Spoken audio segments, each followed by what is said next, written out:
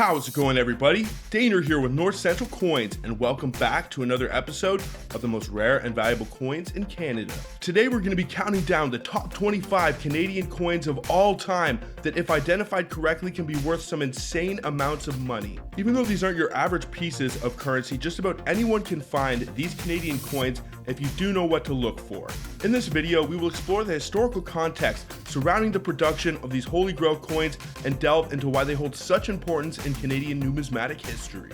Additionally, we will discuss any distinguishing features, their significance among collectors, and also potential value if you were ever to find a legitimate example. Before I do get into this, I would really appreciate if you guys would smash that thumbs up, subscribe if you're new, and also ring that bell notification so you can stay up to date with my new content. And make sure to stay to the end of the video if you would like to find out about the most rare and valuable coin in existence. And then what do you say we get right into it and count down my picks for the top 25 most valuable Canadian coins of all time.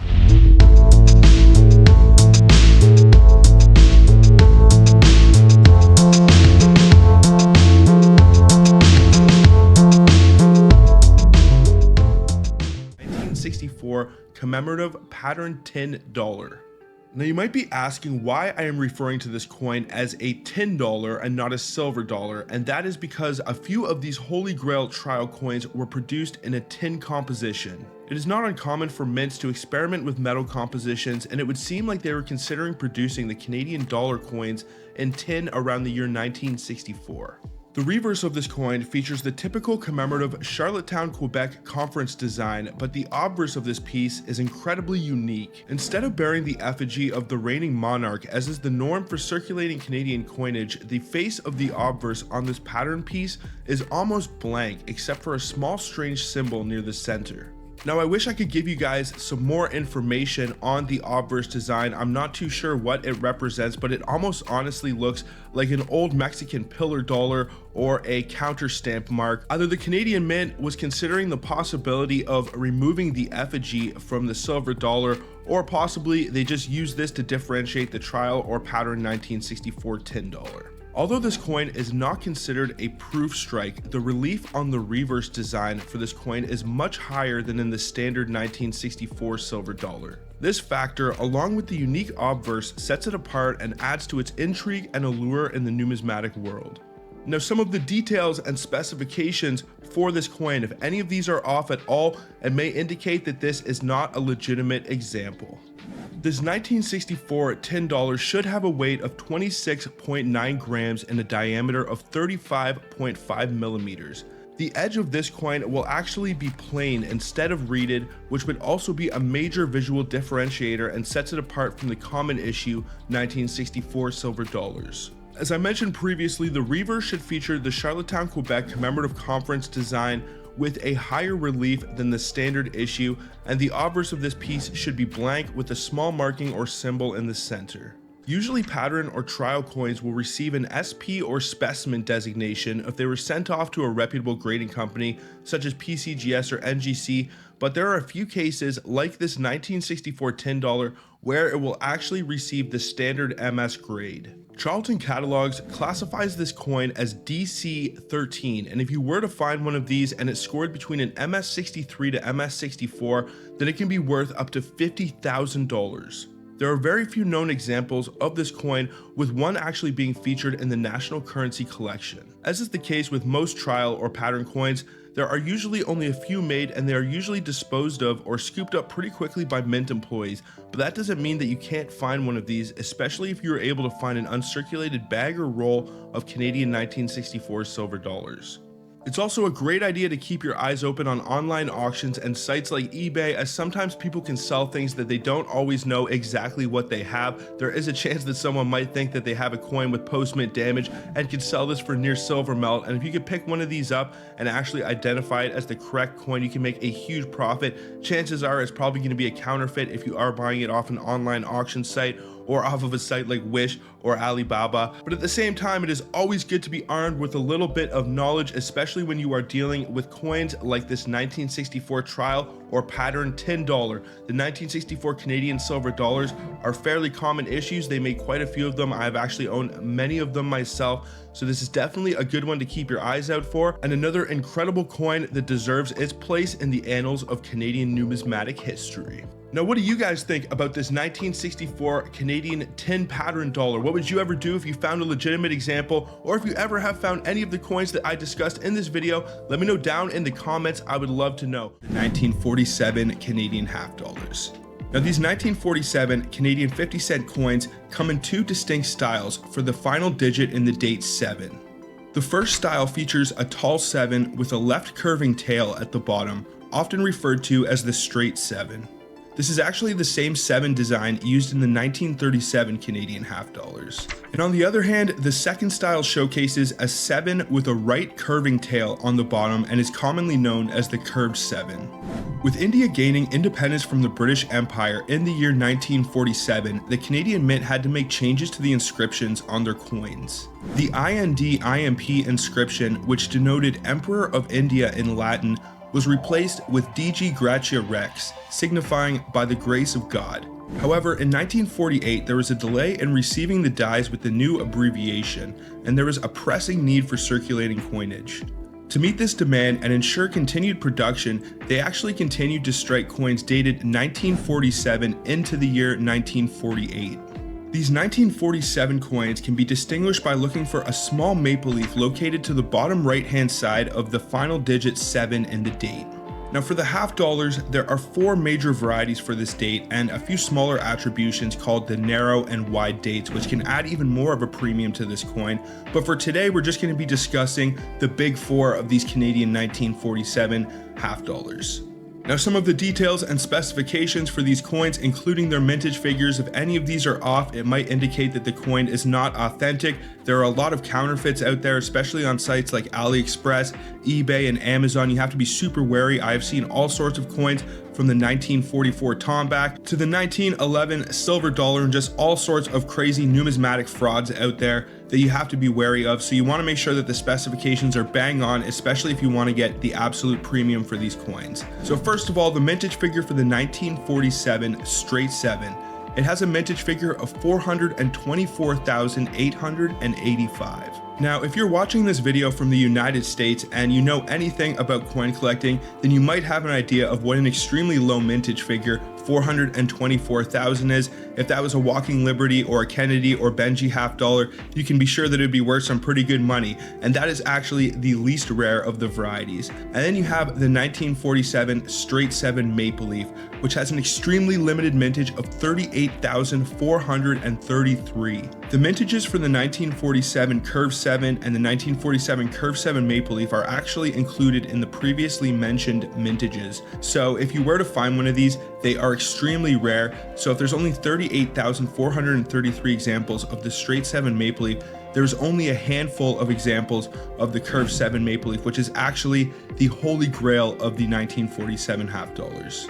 Now, the specifications for these coins, they are composed of 80% silver and 20% copper. They have a weight of 11.66 grams, a diameter of 29.72 millimeters, and a thickness of 2 millimeters. The coins were designed and engraved by T.H. Paget for the obverse and G.E. Kruger Gray for the reverse. The edge of the coin is reeded, it is non-magnetic, and it has a die axis in metal alignment, as is the standard for most Canadian, Australian, and British coins. So as I give you guys the values for these coins, I'm going to give you examples of what you need to look for to identify with the 1947 straight 7. So to identify this, you want to look at the final digit of 7 in the date 1947, and you are looking for a straight shape and for the bottom to curve to the left. And if you can identify that and it does not have a maple leaf to the bottom right of the 7, then you have the plain straight 7 variety. In terms of its low end value, it can be worth around $9.20 for an AG3, which is at the absolute bottom of the Sheldon scale. That is pretty much silver melt value, so you're not getting too much extra for this coin. But it can be worth around $10.20 for a VG8 and $45 for an EF40. And then we have the rare of the two 1947 straight 7 varieties, and that is the straight 7 maple leaf. Now this is the coin that I have actually owned in the past. I think I paid somewhere around $9 or $10 in a lot on eBay when I bought it, and it was mixed in with a bunch of other silver half dollars, and I could actually cherry pick it out. I could see it in the picture and tell that it was a straight 7 maple leaf, so I purchased the lot right away. And when I sold the coin, I'm pretty sure I got somewhere around $100 for it. But if you can identify the straight 7 and it has a maple leaf to the bottom right hand side of the 7, it can be worth around $35 for a VG8 and $167 for an AU50 example. Now I'm also going to give you guys the high end values for these coins, but I thought I would start it off with the low end values because a lot of the time when you are finding these, they are from scrap silver purchases. So the third of the 1947 varieties is the 1947 Curved 7. Now this one isn't worth too much if it's in a low grade condition. It's worth about silver melt value, but it can be worth around $13 for an F12 and all the way up to $55 for an AU50 example, and that is for the Curved 7 variety. So to identify that, the 7 should look curved and the bottom of the tail should point off to the right. And then the last of these different varieties you can look for is also the most rare and valuable, and that is the 1947 Curved 7 Maple Leaf. So to identify this, you want to find the same 7 as in the previous coin, the Curved 7, so it will be slightly wider and shorter, and the bottom of the tail will point off to the right. And then if it also has a maple leaf to the bottom right hand side of the 7, then you have yourself an extremely rare and valuable coin. Even on the low end, it can be worth around $2,500 for a VG8 example, and all the way up to $6,000 for an AU50. So even if you were able to find one of these and it's beat up, worn, and been put through the meat grinder, you're still going to be able to get probably $1,000 for this coin. It is definitely one that flies under the radar. A lot of people focus on the 1948 Canadian coins, but these 1947s can be worth some really good money as well, especially the Curved 7 Maple Leaf. All right, so let's get into the high-end values for these coins. First, we will start with the 1947 straight 7 plain with no maple leaf.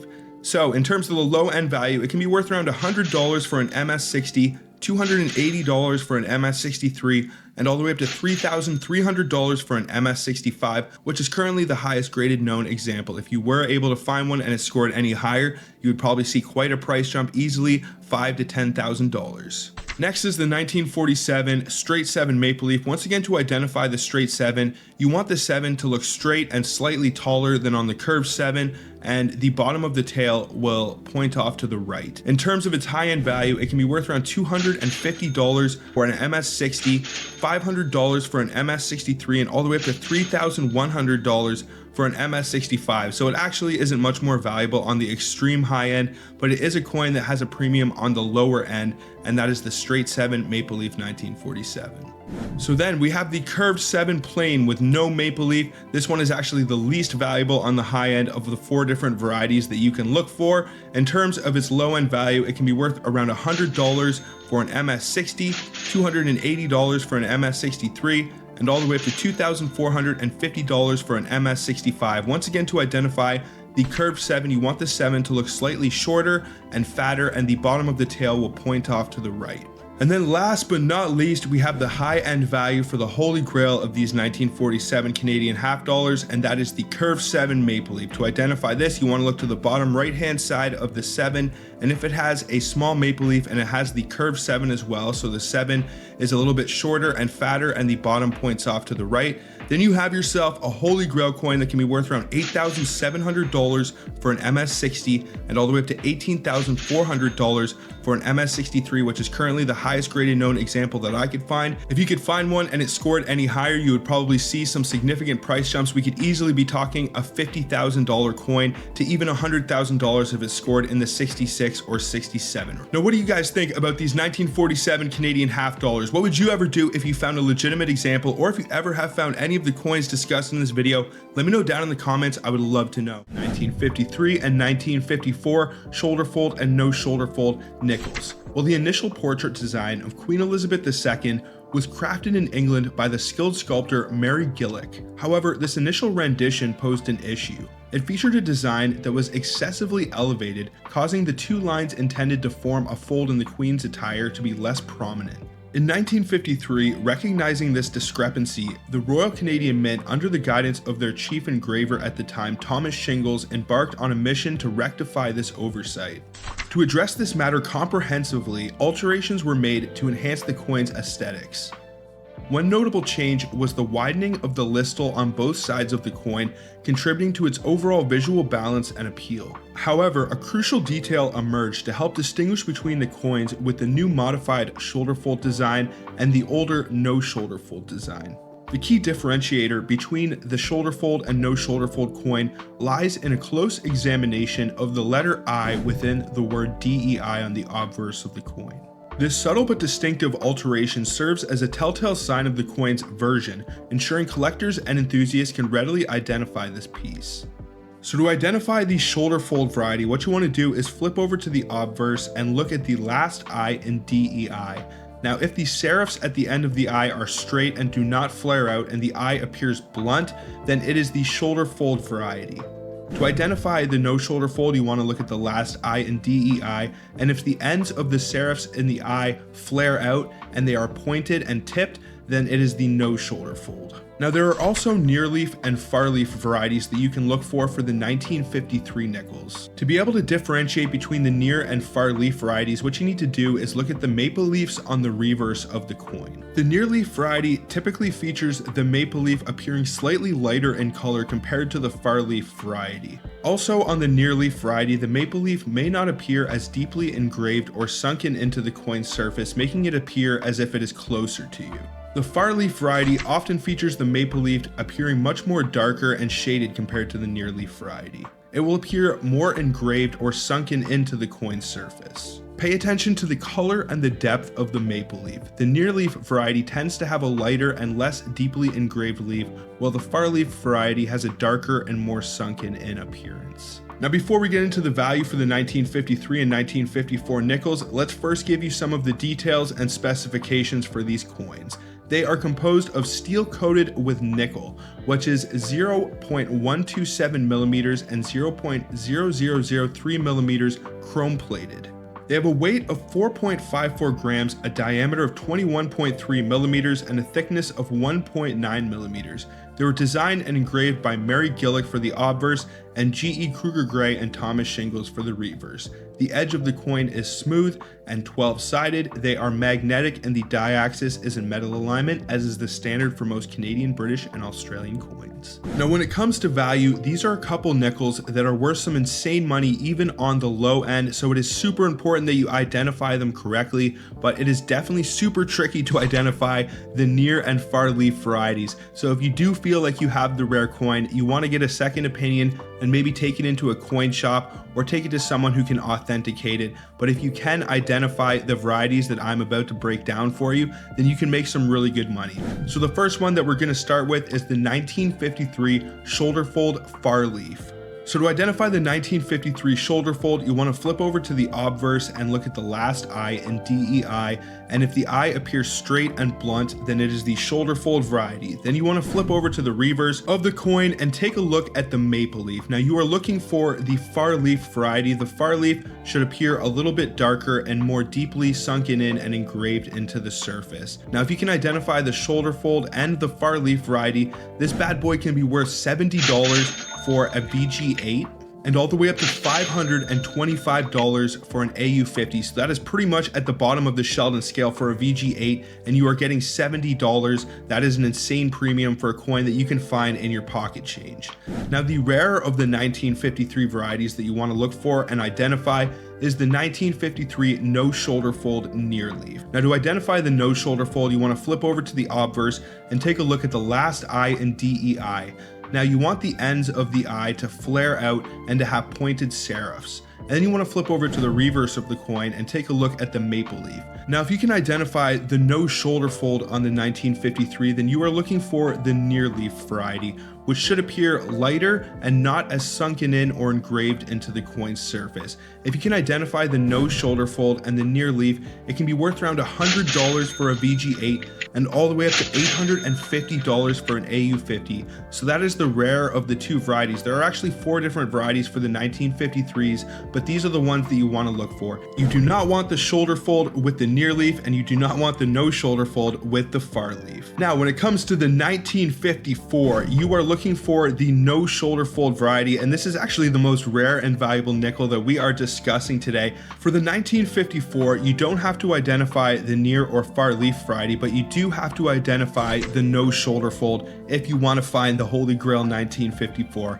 So to identify the no shoulder fold, what you want to do is flip over to the obverse of the coin, look at the last I in DEI, and if the ends of the I are flared out and they have pointed serifs, then you have yourself a Holy Grail nickel. This one can be worth a ton of money. Even at the bottom of the Sheldon scale, it can be worth $1,470 for a VG8 example, and all the way up to $6,900 for an EF40, which currently, as I can tell, is the highest graded known example. Now that is definitely a Holy Grail nickel if you ask me. This is one that you can find in your pocket change, and even if you find one of these and it is beat up and worn and been through the meat grinder, you can get close to $1,500 for it. Now, when it comes to the high-end values for the 1953 coins, first for the shoulder fold far leaf, to identify the shoulder fold, you want to look at the last I in DEI, and if the I appears straight and blunt, then it is the shoulder fold. Then you want to flip over to the reverse, look at the maple leaf, and if the maple leaf appears darker and more deeply sunken into the coin's surface, then it is the far leaf variety. In terms of the high-end value for the 1953 shoulder fold far leaf, it can be worth $1,050 for an MS60, $2,410 for an MS63, and all the way up to $6,100 for an MS65, which is currently the highest graded known example. If you did find one of these, identify it, and it scored any higher, I'm sure you would see a massive price jump. You could easily be talking a $10,000 coin. Now, the even more rare of the 1953 nickel varieties is the no shoulder fold near leaf. To identify the no shoulder fold, you want to flip over to the obverse of the coin, look at the last I in DEI, and if the ends of the I are flared out and pointed, then you have yourself the no shoulder fold. Then you want to flip over to the reverse and take a look at the maple leaf. The maple leaf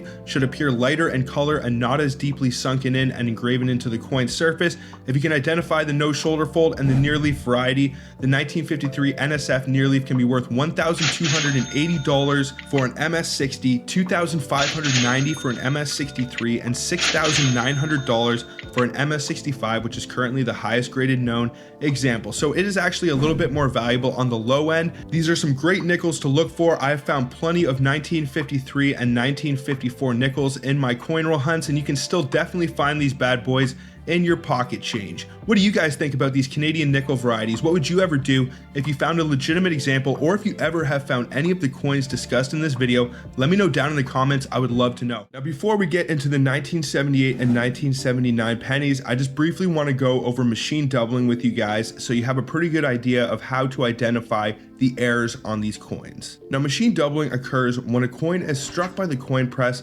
more than once in quick succession, or there is a slight shift or bounce in the coin press during the striking process. It can also occur due to deterioration in the die, and some of the characteristics of machine doubling are caused by a misalignment of the coin die with the planchette, a minor shift or vibration of the coin press during the striking, or a loose or slightly damaged or deteriorated die. Now, the visual characteristics of machine doubling. Machine doubling results in a few key visual characteristics. Parallel or shelf-like doubling. The doubling lines tend to be parallel to the original design, creating a shelf-like effect. Genuine doubled dies usually show doubling in various directions. And a lack of spread. Unlike true doubled dies, machine doubling does not exhibit the spread or separation between doubled elements. Instead, the doubled features appear squeezed together. Now, machine doubling does not always enhance the value of a coin. In fact, sometimes it can actually make its desirability a little bit less among collectors. Collectors usually seek coins with strong and clear design elements, and machine doubling actually detracts from the coin's visual appearance, but it is still an error or variety that can be attributed to coins, and certain dates are well known for having machine doubling, like the 1980 Canadian nickel and the pennies that we are discussing today. Now, when it comes to the Canadian 1978 and 1979 pennies, you are looking to identify machine doubling on the date. There can be several different degrees of doubling, and they are differentiated by the amount of digits in the date that contain this machine doubling. So depending on how many of the digits are affected, the value generally increases, and they are evaluated from right to left. So the doubling can start on the final number in the date and happen only on that number, or it can work its way digit by digit to the left and can affect each or all of the different numbers in the date. Depending on how many of these numbers have the doubling, the value typically increases, but the severity of the doubling can also increase its potential value. Let's say you have an example of this coin where the final 2 digits are attributed with doubling, but it is much more significant and severe than another example with the entire date attributed. It might actually be more desirable to collectors due to the severity of this error. Some of the details and specifications for the 1978 and 1979 Canadian pennies. They're composed of 98% copper, 0.5% tin, and 1.5% zinc. They have a weight of 3.24 grams, a diameter of 19.05 millimeters, and a thickness of 1.55 millimeters.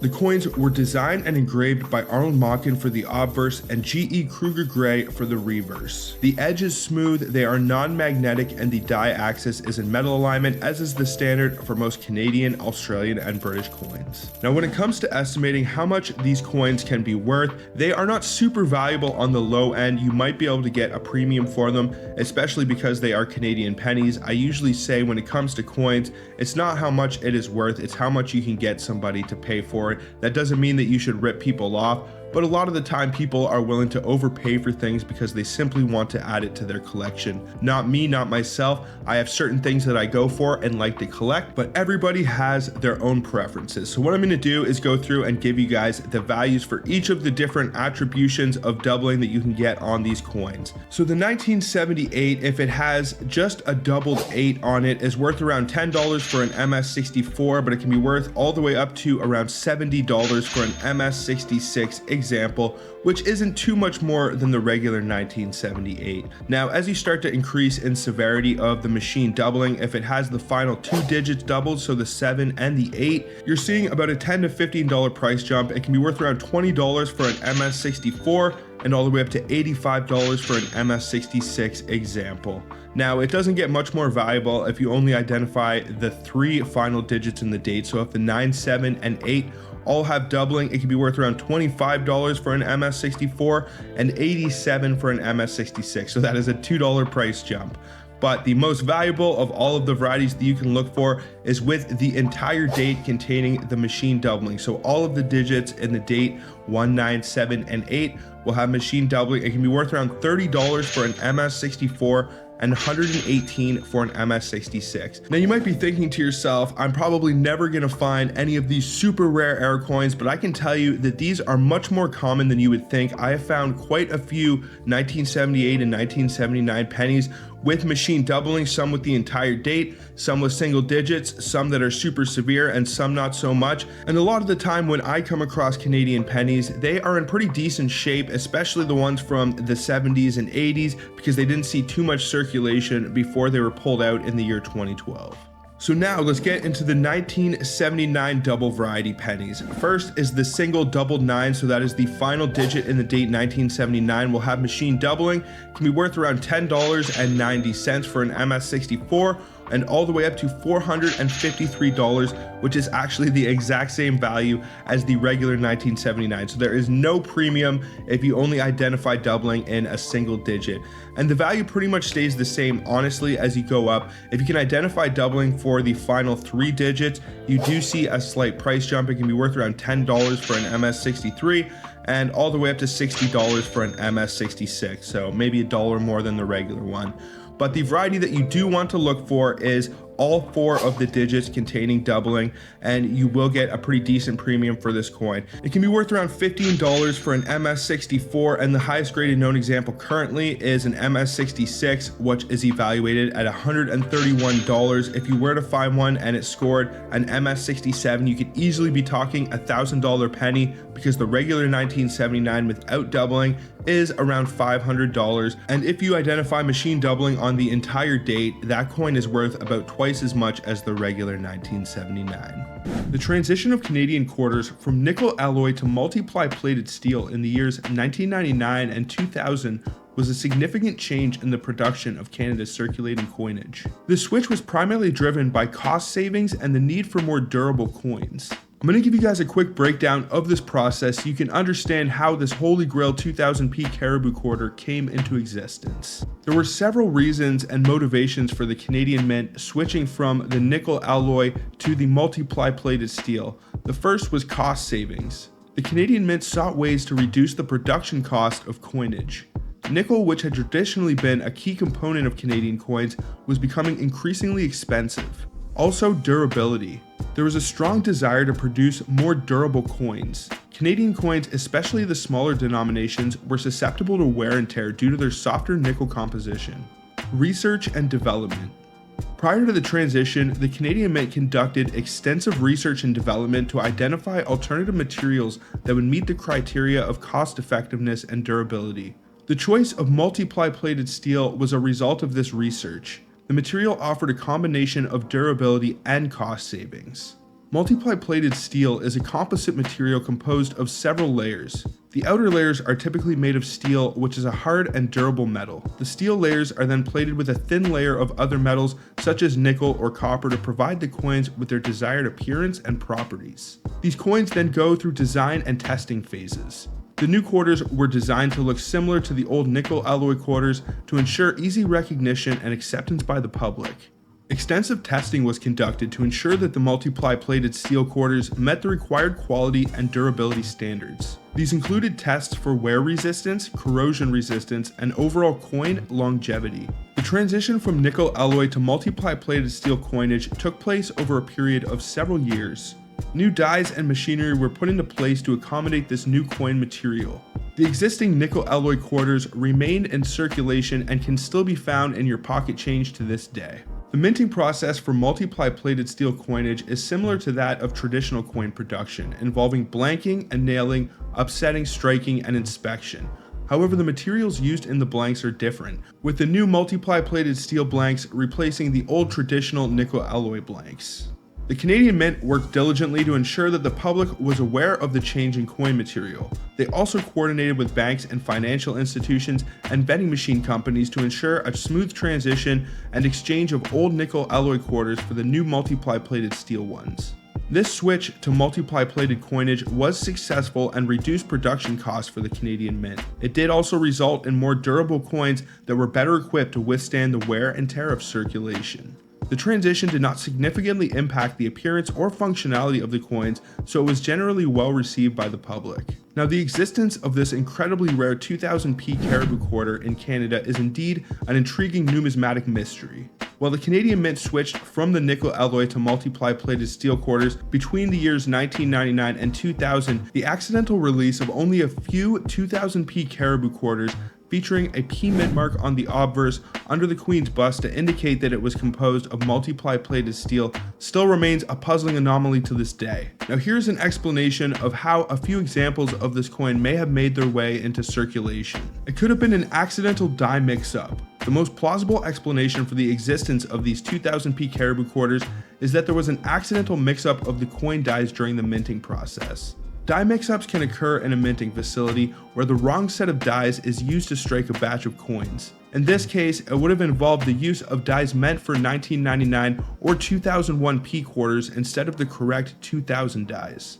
Now, each coin die has a different year assigned to it and are prepared and stored separately in the minting facility. Each die has specific designs for each year and denomination, including the image of Queen Elizabeth II for the obverse and usually the Caribou design for the reverse.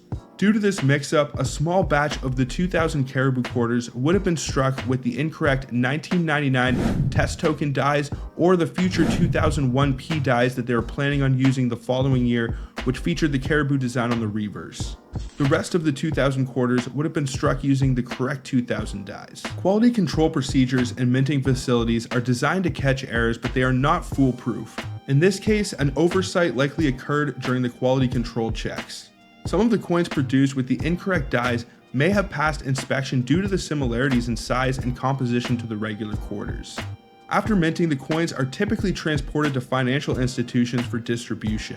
If any of the 2000p Caribou quarters pass quality control checks, they would have entered the regular circulation stream like any other quarter. Now, another large possibility is that some of these quarters may have made their way into pocket change or circulation from being issued to vending machine companies. To ensure a smooth transition and to avoid disruptions in vending machines and coin-operated devices that accept quarters, the Canadian Mint needed to guarantee that the new multiply-plated coinage would be compatible with these machines. To test the compatibility of the new quarters with vending machines, the Canadian Mint produced a batch of test coins or test tokens with the new composition. These test coins were initially struck with the same design as regular quarters to resemble the appearance of circulating currency. Eventually, the Canadian Mint distributed these coins to vending machine manufacturers and companies that operated vending machines across Canada. The companies used these test coins or tokens to calibrate their vending machines and ensure that they would accept the new quarters without issue. So it is definitely possible that some of the 2000p Caribou quarters could have made their way into the hands of vending machine companies who could have then held onto them or then passed them down to relatives. Now that you guys have some information on how this coin came into existence, to identify it, basically it looks the same as just about any other regular Canadian quarter. It has the Caribou on the reverse, but if you flip it over to the obverse, you want to look for a little P mark or mint mark under the Queen's bust to indicate that it is made of multiply plated steel. If you can find this mint mark on a 2000 reverse Canadian quarter, then you have yourself a holy grail coin.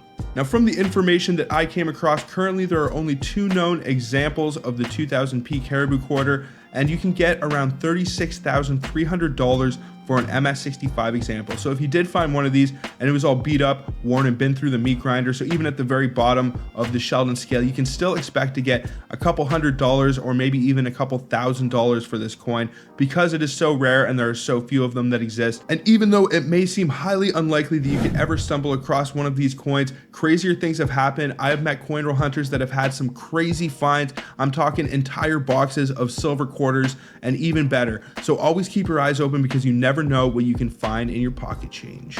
Now, what do you guys think about these 2000p Canadian Caribou quarters? What would you ever do if you found a legitimate example, or if you ever have found or own any of the coins discussed in this video? Let me know down in the comments. I would love to know. Canadian coin errors encompass a fascinating range of anomalies that arise during the minting process, influenced by factors like coin dies, planchette quality, striking pressure, and also mechanical issues. These errors can come in all shapes and sizes in various forms, altering the appearance of the coins. Now let's briefly go over some of the different errors and how they can affect the value of the coins. First, there are die errors.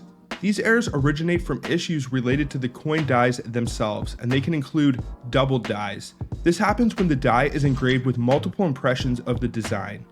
It can result in doubled or overlapping features on the coin. Strongly double-dyed coins, especially if well preserved, are highly sought after by collectors and can command significant premiums. There are also die cracks and clashes. Damage to the dies from overuse or time can lead to distinctive patterns on the coin, such as cracks or clashes. While not generally considered as valuable as double dies, coins with prominent die cracks or clashes can still be desirable to collectors. Planchette errors. These errors stem from imperfections in the coin's blank metal disc or planchette, and these can include off-center strikes, and this happens when the coin is struck off-center where the design is misaligned. This can increase a coin's value depending on the visibility and impact on the design. There are also clipped planchettes. This happens when a portion of the planchette is missing.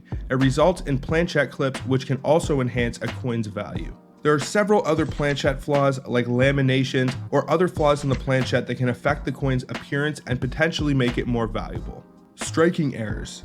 These occur during the coin press operation process and can include off-center strikes. These are coins with improper centering due to striking errors, and they can become collectible if the error results in a visually appealing and unique design. Overstrikes. This happens when the coin is struck multiple times with different dies. It can create interesting variations and increase its numismatic value. And then last but not least are mechanical errors. Now, mechanical issues within the coin press can lead to errors like machine doubling, where the design appears flattened or doubled due to die movement during the strike. Machine doubling errors are more common and generally have lower value compared to other rare error types. And then there are rotated die errors, which are the errors that you are looking for on these Canadian provincial quarters. Now, rotated die errors on Canadian coins are intriguing anomalies that occur when one of the two coin dies is misaligned or becomes loose during the minting process, resulting in a rotation of the design. These errors can be classified into two main categories: stable rotation and dynamic rotation. Stable rotation.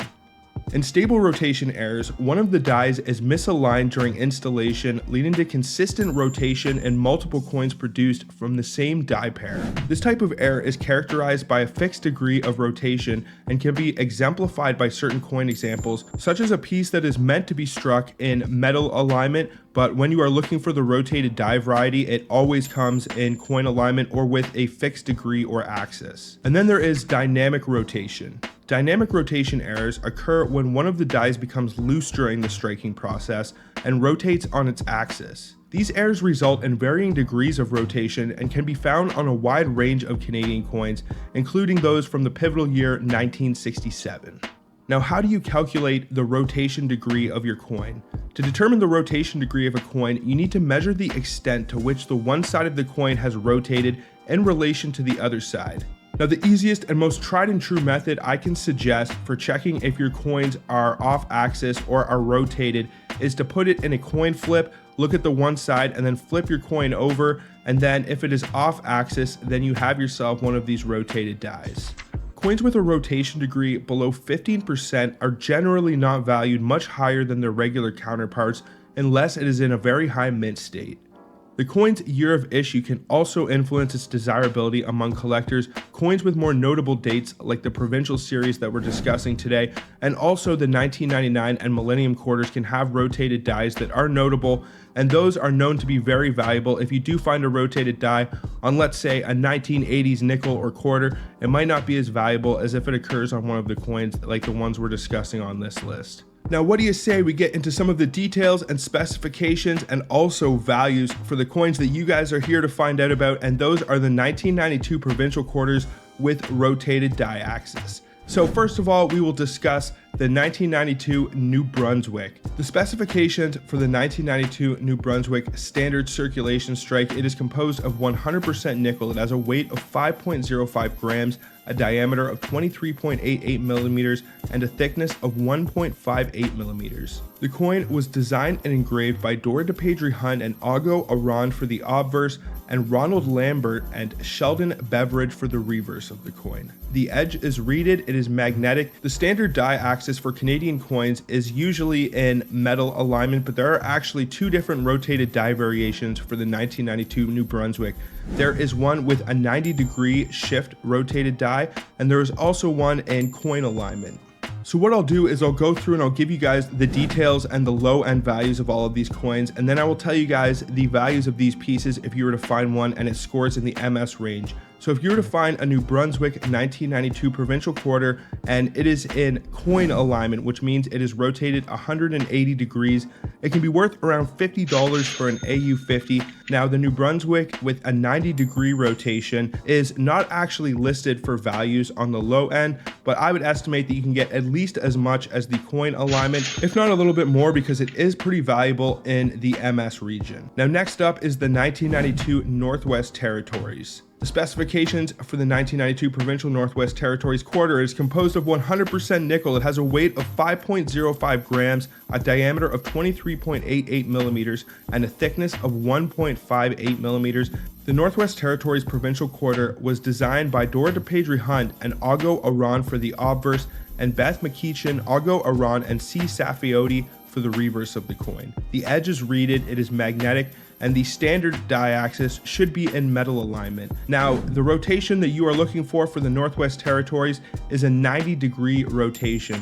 If you can identify this, on the low end, it can be worth around $120 for an EF40 and all the way up to $122 for an AU50. Now, the last of these 1992 provincial rotated die quarters that you can look for is the Saskatchewan. The specifications for the standard issue Saskatchewan quarter is composed of 100% nickel, has a weight of 5.05 grams, a diameter of 23.88 millimeters, and a thickness of 1.58 millimeters. It was designed and engraved by Dorita Patry Hunt and Ago Aran for the obverse, and Brian E. Cobb and Terry Smith for the reverse. The reason that I wanted to give you guys the specifications on all of these quarters is because there are actually different artists that feature their designs on the reverses of these coins, and I wanted to give credit where credit is due. Now, the edge of the 1992 Saskatchewan is reeded, it is magnetic, and it has a standard die axis in metal alignment, but the orientation that you are going to be looking for to identify this holy grail piece is in coin alignment. Now, there are only 3 known examples of the Saskatchewan in coin alignment currently, but that doesn't mean that one can't still be discovered. They actually don't even list low-end values for this coin because there isn't one that is in such a low grade that it is actually worth listing on their site. But I would estimate that you could get anywhere from a couple $100 to $1,000 even for a super low grade example at the bottom of the Sheldon scale. Because there are only 3 known examples, this would be considered a holy grail piece and definitely a good one to keep your eyes out for. Now, in terms of the high-end values, the 1992 New Brunswick in coin alignment can be worth around $550 for an MS66 example, which is currently the highest graded known example. Now, the New Brunswick with a 90-degree rotation can be worth up to $228 for an MS65 example. For the Northwest Territories, you are looking for a 90-degree rotation, and it can be worth up to $348 for an MS65 example. If it did score any higher, you can be sure to see a bit of a price jump. You could easily be talking a $500 to $1,000 coin if it scored around an MS67. And last but not least, we have the holy grail of the bunch, the Saskatchewan in coin alignment. Now, there are only 3 known examples, and they only give one price estimate on coins in Canada, and that is currently $5,600 for an MS62 example. So if you were to find one of these and it scored any higher, around an MS65 to MS67, you could easily be talking a $10,000 to $20,000 coin. They put out a lot of these provincial quarters. I've encountered rolls and rolls and rolls of them in my coin roll hunt, so these are definitely some good pieces to keep your eyes out for. Now, what do you guys think about these rotated die provincial quarters? What would you do if you ever found a legitimate example, or if you ever have found any of the coins discussed in this video? Let me know down in the comments. I would love to know. From 1935 to 1986, the Voyager dollar was minted in Canada and put into circulation. The coin's composition was 80% silver up until the year 1968, and from 1968 until 1986, a smaller nickel version for widespread circulation was produced. The iconic loonie took the place of the Voyager dollar in 1987. However, the Voyager dollar coins still continue to be valid for use, much like all of Canada's retired coins.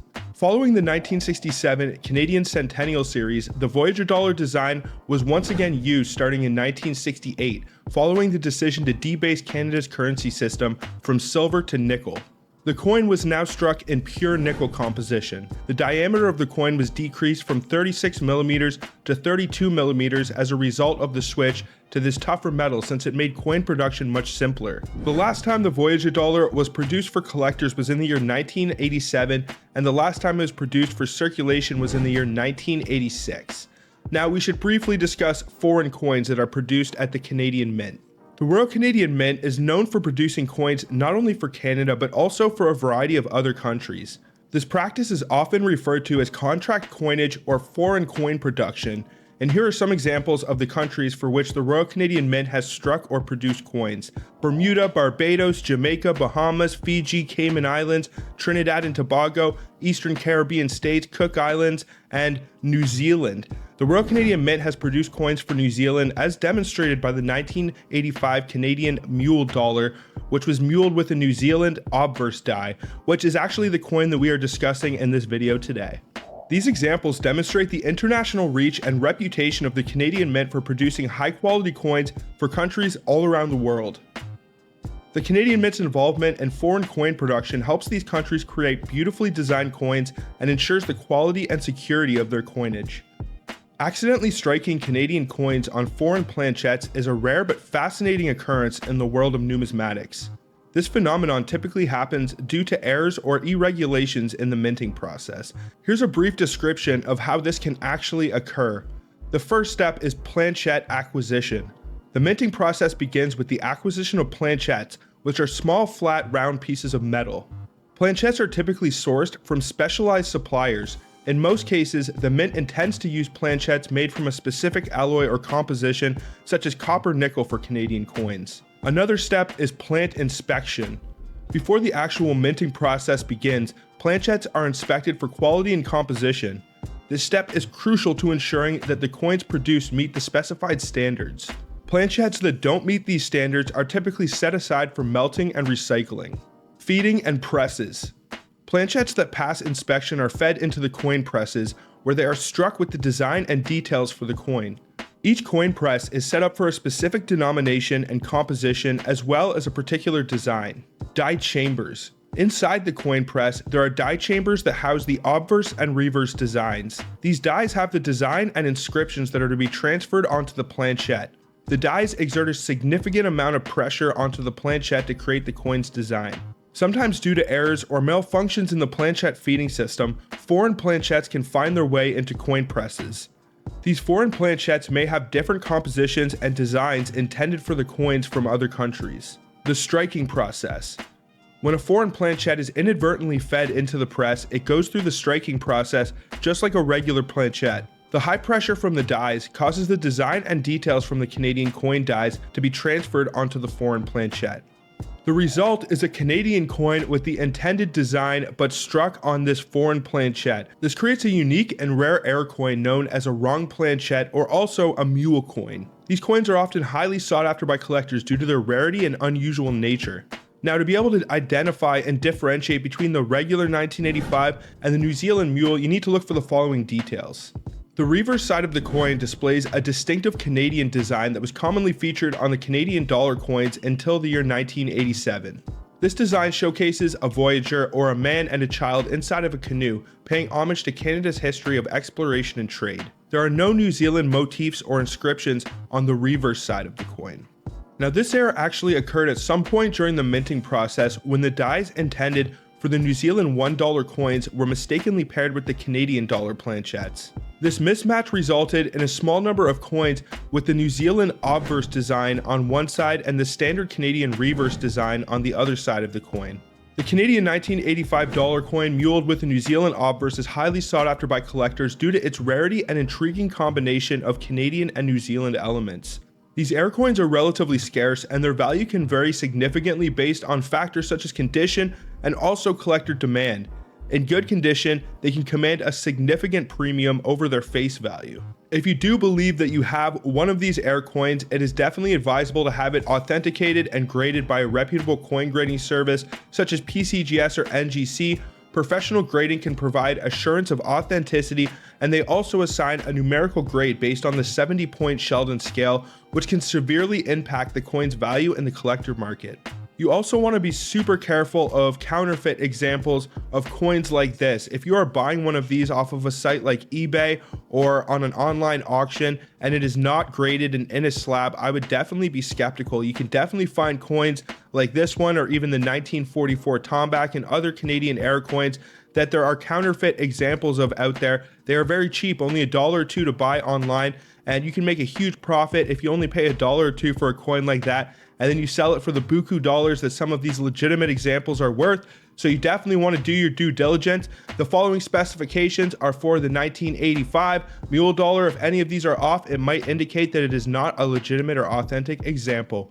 Now, the year on the coin is 1985. The denomination is $1. It is composed of nickel. The weight is 15.6 grams. It has a diameter of 32.1 millimeters. The shape of the coin is round. The edge is reeded. It is magnetic, and the die axis is in metal alignment, as is the standard for most Canadian, Australian, and British coins. Even this mule is actually in metal alignment.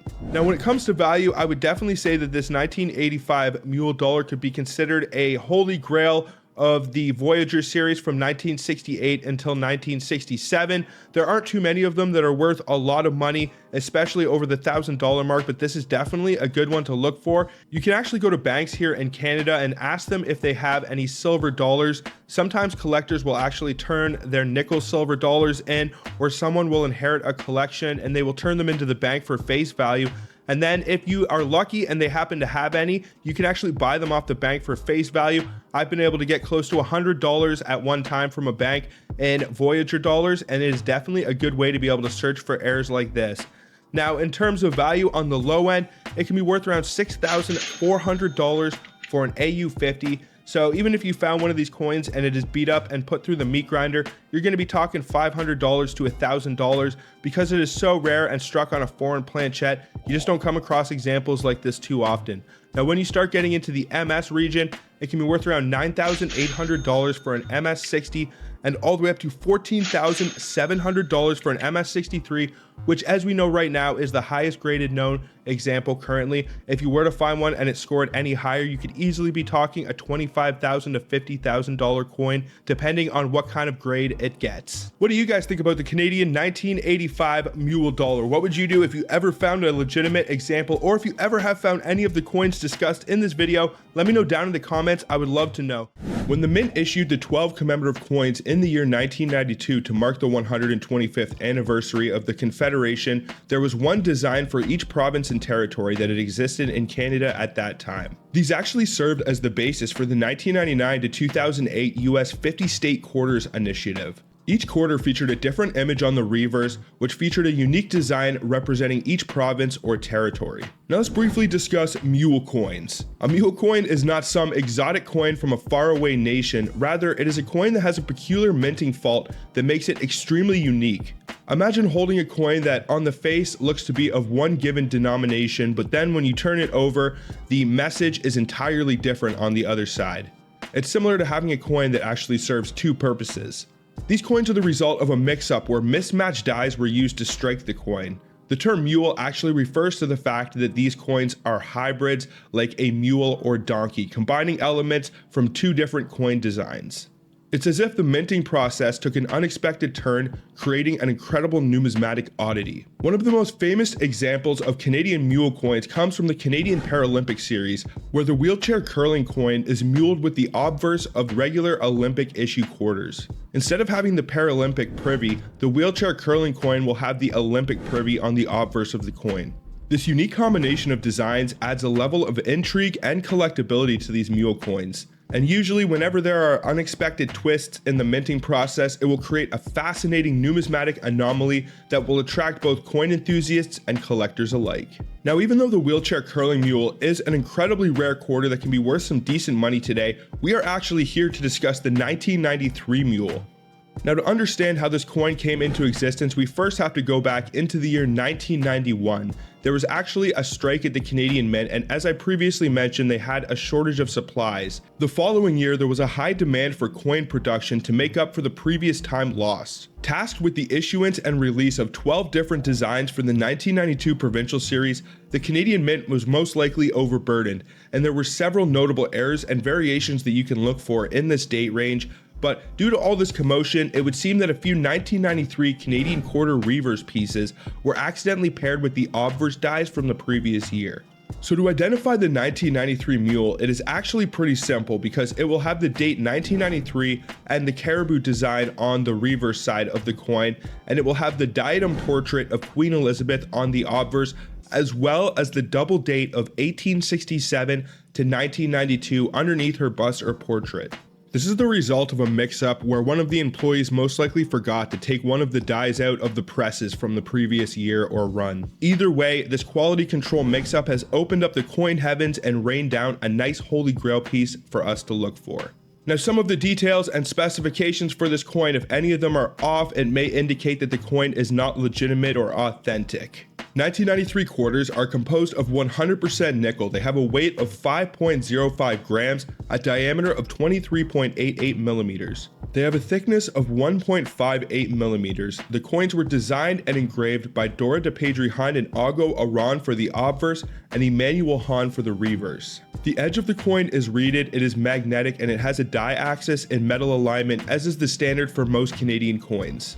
Now, something important to note is if you were to discover a 1993 Canadian mule quarter, it would most likely be out of a proof set from the year 1993. If you do send one of these away to be graded, it will get the PL attribution, meaning that most of these 1993 mules, if not all of them, are probably coming out of 1993 proof sets, but that doesn't mean that you have a 0% chance of finding one of them in the wild. Some of them may have made their way out into circulation. You never know with a coin like this, especially when it is a mule and an heir like the 1993 mule. Now, if you were to send one of these away to be graded by PCGS, it would get a PL attribution, not the MS or not the SP. In terms of value, it is actually extremely rare and valuable. If you're able to cherry pick these out of a proof set, you can make a massive profit, even if you pay $30 or $40 for the set, because this coin can actually be worth around $21,000 for a PL65 and all the way up to $26,000 for a PL66, which, as we know right now, is currently the highest graded known example.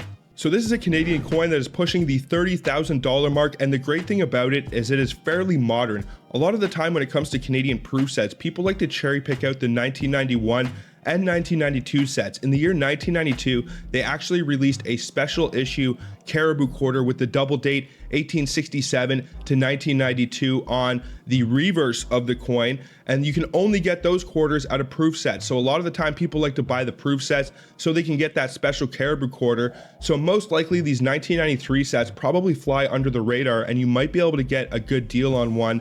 And if you can actually look at the set before you buy it, you might be able to open it up and take a look at the quarter. And if the quarter has the 1993 Caribou reverse, and then it has the double date of 1867 to 1992 on the reverse under the Queen's bust, then you have yourself a holy grail coin. What do you guys think about the Canadian 1993 mule quarter? What would you ever do if you found a legitimate example, or if you ever have found any of the coins discussed in this video? Let me know down in the comments. I would love to know. Finding a 1996 nickel in your pocket change might just make your day. Coin roll hunters and collectors alike have become aware of a rare Canadian nickel heir from the year 1996 that can be worth some really decent money, even if it isn't in the greatest shape. If you were to check the Coins in Canada website a few years ago, you would only see two varieties listed for the 1996. These two varieties are the near and far 6. Usually you'd be looking for the far 6, and that variety can actually be worth a couple $100s if it hits in the high MS mark. To tell the difference between the near and far 6, you need to look at the final digit 6 in the date 1996, and then look at its proximity and distance to the bottom of the D in Canada. If the 6 is very close to, but not making contact or touching the D, then you have the near 6. If there appears to be a space or gap between the number and the letter D, then you have the far 6, and the far 6 is actually the more valuable of the two varieties. But what if I told you that there is a third variety that is actually much more rare and valuable than the previous two? You could say one 1996 nickel to rule them all, and that is the attached 6 variety. Now, whether due to severe die deterioration, cracks, or any number of other production problems that can occur during the minting process, it would seem that a rare heir or variety escaped into circulation. To identify this, you need to look once again at that final digit in the date, and if that 6 is touching or making contact with the D in the inscription Canada, then you have yourself a fairly valuable Canadian nickel. Now, before we get into the value, some of the details and specifications for this coin, if any of these are off, it might indicate that it is not legitimate. And you might think it's actually silly to check all of these little specifications, but you would be surprised at the counterfeit coins that can be purchased online these days. Coins like the 1921 half dollar and 5-cent piece, the 1948 silver dollars, even the 1944 Tomback nickel, and even some minor modern heirs and varieties. I've seen listings for all of these counterfeit coins, some of which only sell for $1 or $2. So it never hurts to be thorough, especially if you already went to the work of identifying the attached 6. So the specifications for the 1996 nickel: it is composed of 75% copper, 25% nickel. It has a weight of 4.6 grams, a diameter of 21.2 millimeters, a thickness of 1.76 millimeters. The designers and engravers for the obverse of the coin are Dora de Pedri Hunt and Ago Aran, and G.E. Kruger Gray and Thomas Shingles for the reverse of the coin. The edge of the coin is smooth, it is non-magnetic, and it has a die-axis in metal alignment, as is the standard for most Canadian coins. Now, in terms of value, Coins in Canada doesn't actually list low-end price values.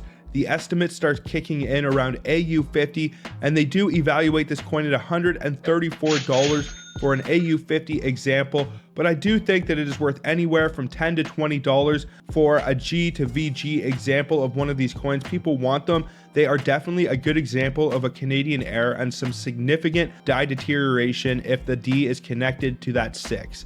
Now, when you start to get into the MS mark, you see some pretty high price jumps for this coin. It can be worth around $150 for an MS60, but if you are to look at the FAR 6 1996, that coin can actually be worth $300 for an MS67.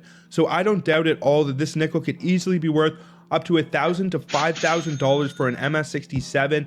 If you were to find one that was in a high mint state, your best chance at this point of finding one that is that nice is probably from an uncirculated roll. And never say never, because I have found 1967 rabbit nickel uncirculated rolls from the bank before. These were original bank rolls, so I know that there can be stuff like these 1996s out there. You just need to keep your eyes open, and if you find an uncirculated roll and there is an attached 6 as the ender, then chances are most of the coins inside that roll are going to have the attached 6 variety. Usually when you have an error or variety, most of the coins in the roll will have the variety, or none of them will, because all of the coins are struck and packaged consecutively. So if you do ever happen to come across a 1996 uncirculated roll of Canadian nickels, the first thing that you can look for is this attached 6, and if you do see that on the ender of the roll, I definitely suggest you buy it. But even if the entire roll is FAR 6s and you send them in to be graded and they score an MS66, MS67, it is still a fairly rare and valuable nickel. You do not want the 1996s with the close 6. That one is the least rare and valuable of the 1996 varieties. So if you find any of those while you're coin roll hunting, just chuck them to the side. Now, what do you guys think about the 1996 attached 6 nickel? What would you do if you ever found a legitimate example, or if you ever have found any of the coins discussed in this video? Let me know down in the comments. I would love to know. Let's step back to the year 2000. We're 570 meters up, you know. Whoa, maybe we're like the first people ever to be here. Actually, no. The First Nations were here before us. It says that this mountain was climbed during the construction of the A train. railway. Oh, and to open up the Great White North, this mountain was used as a landmark for... Airplanes. Right. Say, isn't it time for a snack? Yeah. This millennium, we have seen countless stories take shape, presenting the 1999 Millennium Souvenir Set from the Royal Canadian Mint. 12 superb designs, the shining result of a nationwide contest. A unique collection, an unforgettable gift. Look, a sheep. A sheep? Good one, Dad. During this time, Canada was buzzing with excitement as the new millennium dawned, and the Royal Canadian Mint decided to mark this historic occasion in a very special way. Enter the 2000p Canadian dime. Now, this dime features the exquisite depiction of the iconic blue nose schooner on its reverse side. The blue nose is a symbol of Canadian maritime history, celebrated for its elegance and also its speed. The blue nose design was first introduced in the year 1937 and is still featured on the reverse of the 10-cent coins produced in Canada today. The blue nose design has become synonymous with Canadian identity and is beloved by collectors and Canadians alike. Its timeless beauty and significance make it a fitting tribute to the country's rich maritime heritage. Now, the reason that this particular dime holds such a special place in Canadian numismatic history, as it was one of the first dimes the Royal Canadian Mint used the P Mint mark to denote production at the new facility in Winnipeg, and also the composition change of Canadian coins.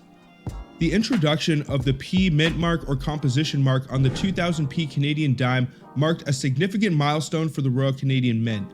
It not only signified the growing role of the facility in Winnipeg, but also highlighted the shift in composition of Canadian coins. The new composition change for the Canadian coins involved transitioning from a primarily nickel-based alloy to a multiply plated steel core. This change was implemented to improve durability and reduce production costs. The inclusion of this P Mint mark on the 2000p Canadian dimes serves as a visual representation of these advancements in both production and composition. Now, you might be wondering, what is the big deal? What is it that makes this coin so valuable? Well, it's not just about the value, but it's also about the excitement of the hunt and also the incredible stories they carry that make these coins incredibly special. But here's where it gets interesting. The 2000p dimes aren't your ordinary coins. They were part of a fascinating experiment at the Canadian Mint. While the Canadian 2000p nickels were released for circulation with a limited mintage of just under 5 million, the dimes and quarters with P mint marks or composition marks didn't make their debut officially for circulation until the year 2001. There was a test set issued by the mint in the year 1999 containing coins with the date 1999 and also P mint marks. However, no such set was released in the year 2000, so any 2000p dimes or quarters that you come across with that P mint mark were either released by mistake or found their way into circulation through vending machine companies testing the new coins. The way that you can identify this 2000p dime is to look for the P mint mark under the bust of Queen Elizabeth II on the obverse of the coin. The presence of this P mint mark on the 2000 dated Canadian dime adds to its rarity and collectability. It is only believed that a limited number of the 2000p dimes were ever produced. It is unknown exactly how many of these made their way into the wilds of circulation, but it is estimated that no more than 250 of these Holy Grail coins were ever produced. Now, this P mint mark indicates that the coin is made of multiply plated steel, which replaced the nickel and other compositions used before the year 2000. Now, I'm sure you are all wondering about the value of this coin. Unlike the 1969 large date dime, which I have covered in a previous video, these 2000p dimes are considered heirs. However, their scarcity and unique history make them a prized find for collectors. While these coins might not make you an instant millionaire, they can fetch you some pretty good money, especially if you were to find one of them in your pocket change. They are a true testament to Canada's ever-evolving coinage journey. So the next time you come across a 2000p Canadian dime in your change collection or coin roll hunting, remember, it's not just a coin, it is also a piece of history. Now that we have discussed the story and how to identify this extremely rare coin, what do you say we get into some of the specifications and potential value if you were ever to discover one of these gems floating around in your pocket change or in one of your coin roll hunts? Some of the details and specifications for the Canadian 2000p 10-cent coin. It is composed of multiply plated steel, which is 92% steel, 5.5% copper, and coated with 2.5% nickel. It has a weight of 1.75 grams, a diameter of 18.03 millimeters, and a thickness of 1.22 millimeters. The artists who designed and engraved the coin, the obverse was designed and engraved by Dora de Pedri Hunt and Augo Aran, and the reverse was engraved and designed by Emmanuel Hahn. The edge of the coin is reeded, it is magnetic, and it has a die axis in metal alignment. So if you ever discover any of these, you definitely want to make sure that all of those specifications check out. You want to make sure the edge is reeded, it is magnetic, and has the correct weight and also thickness and diameter. Now, if you do identify all of those factors in terms of value, Coins in Canada does not actually list low-end values, but I will give you guys the North Central Coins estimate. If you were able to find a 2000p Canadian dime and it scores at the very bottom of the Sheldon scale, so that is around an AG3, I estimate you can probably get anywhere from $25 to $50 for it. Somebody will probably want it to fill out their collection, and even if you took it down to your local coin shop, they will probably pay a little bit of money for it. You might be able to get around $100 for a fine and up to $300 for an AU50. Now, when you start getting into the MS territory, you see some pretty big jumps in terms of value for this coin. It can be worth around $588 for an MS60. Can be worth around $931 for an MS64, and this bad boy can be worth all the way up to $2,410 for an MS67 example. Now, just to give you an idea in terms of value, the 2000 Canadian dime without a P mint mark is only worth around 25 cents for an MS60, and the maximum value that you could get for one of these is around $50 to maybe $75 if it's scored an MS66 or MS67. So the 2000p is far rarer than the 2000 Canadian dime without the P mint mark, and you can definitely make some good money off of one of these if you were able to score one. Some of the great things about a lot of the coins that I am mentioning in these videos is that it is unknown exactly how many of them were released for circulation, so you never actually know if you might have one hiding in your change jar right now. What do you guys think about the Canadian 2000p dime? What would you do if you ever found a legitimate example, or if you ever have found any of the coins mentioned in this video? Let me know down in the comments. I would love to know. Even though they aren't as accessible as they once may have been, you can still find them if you look hard enough. Some of the best places to get pennies to search for these rare and valuable coins in Canada are from the bank, where you would have to go and ask for a $25 box or for some loose rolls and hope that firstly, they actually have some, and secondly, they are willing to break their protocol and give them to you. Unfortunately, in Canada, every financial institution is required to send any pennies anyone has turned in back to the mint to be melted down. Also, companies such as Brinks, who run alloy recycling programs of their own, will also take pennies. Some other places that you can find Canadian pennies to look through are Facebook Marketplace, Kijiji, or you can take a trip down to your local coin shop and see if they have any bulk pennies that you can buy. Now, what do you say we discuss the 1965 and 1985 pointed 5 variety Canadian 1 cent coins? The 1965 and 1985 pointed 5 varieties refer to specific varieties of Canadian pennies that were minted in those years. These varieties are sought after by collectors due to their unique design features and also their limited and unknown mintage. The pointed 5 on these pennies refers to the shape of the numeral 5 on the coin, which has a sharper, more triangular appearance on the end of the top of the serif rather than the blunt 5. Some of the factors that contributed to the creation of this coin include changes in minting technology, artistic preferences, and the need to differentiate coins from previous years. But most likely, the Canadian Mint was either just experimenting or they eventually switched their dies and they wanted to differentiate between these switch. Believe it or not, I have actually found some of the large bead pointed 5 1 cent coins in the past. If you guys would like to see that, I definitely suggest you go check out some of my coin roll hunting videos. But another thing you need to look for if you want to find the rarest of the 1965 coins is also the large bead border. In 1965, there are 4 variations of pennies overall, all of which gravitate around the pointed and blunt 5 and also small and large beads. The most rare of all these pennies is the 1965 with the pointed 5 and the large beads, but the small bead pointed 5 is the most valuable in a high grade, so identifying that pointed 5 is the most important thing. To identify it, you need to look at the end of the top serif of the 5 for the final digit in the date 1965. If the 5 looks like it is either slightly angled or comes to a point, then you have the pointed 5. If the 5 is flush or straight and doesn't come to a point, then it is the blunt 5.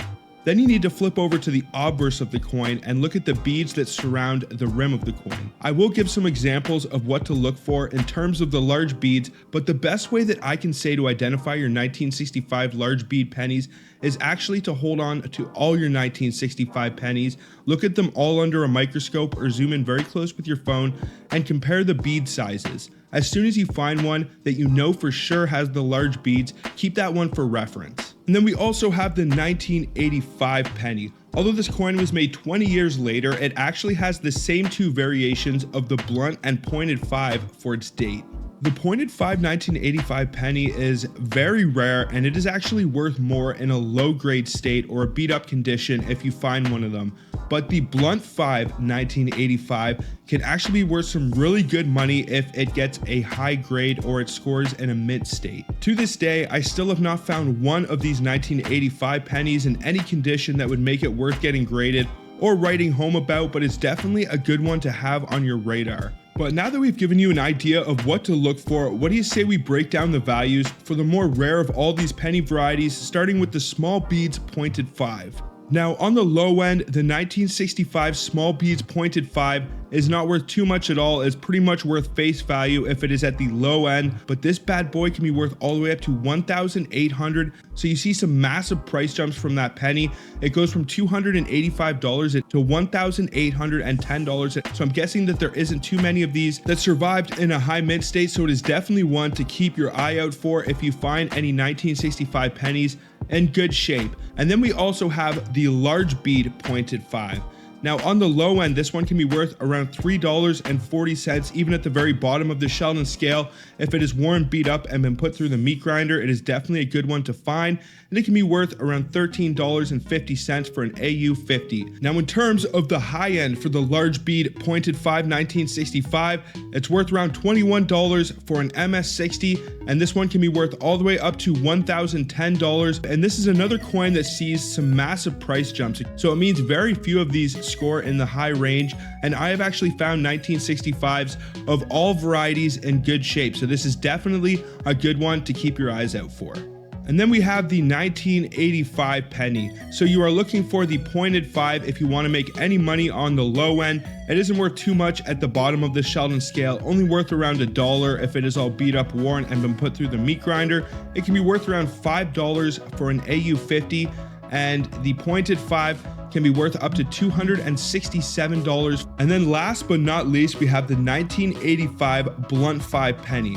Now this one isn't very valuable at all on the low end. At the bottom of the Sheldon scale, it's not worth much more than face value, but as you start to get into the high range of the Sheldon scale and it starts to get into the mint state range, you start to see some massive price jumps, but it can be worth all the way up to $1,570. Now the price jump there goes from $182 to $1,570. So if you ever submit one of these things, you got to pray and hope to the coin gods that you maybe get an MS65, or you never even know, maybe an MS66, and then this thing could be worth some great money. So there are a whole lot of varieties to look for, but usually you want to look for the pointed 5 varieties, or you want them to be in very good shape if you want to make the most money out of these pennies. Now, what do you guys think about these 1985 pointed 5 Canadian pennies? What would you ever do if you found a legitimate example, or if you have ever found any of the coins discussed in this video? Let me know down in the comments.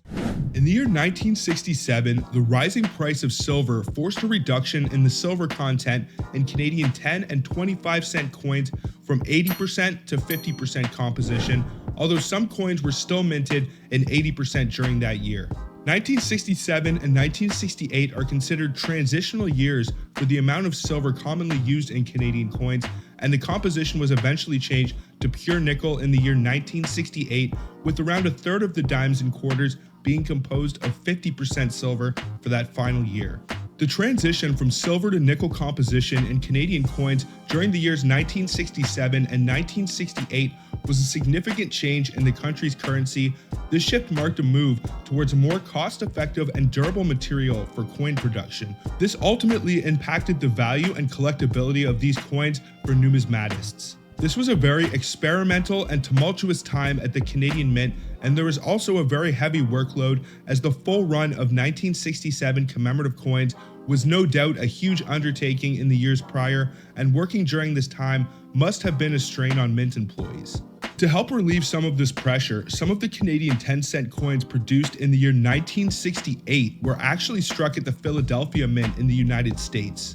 These are distinguishable from the Canadian dimes by looking at the width of the grooves along the outside reading of the coin. The dimes struck in the United States will have wider and more squared notches, and the Canadian dimes will be more narrow and angled. The Philadelphia dimes are considered to be the more rare of the two varieties, but neither the silver nor nickel 1968 dimes are exceptionally valuable. However, in the year 1969, a production mishap occurred during the creation of the Canadian dimes, resulting in an error in the matrices. By mistake, a portion of the coins produced had the large date feature instead of the intended small date. Since multiple coins are struck simultaneously by various machines, a mixture of both large date and small date coins emerged. Presently, there are around 20 confirmed instances of these error coins, but it is believed that there are still around 20 to 30 out in circulation that remain undiscovered.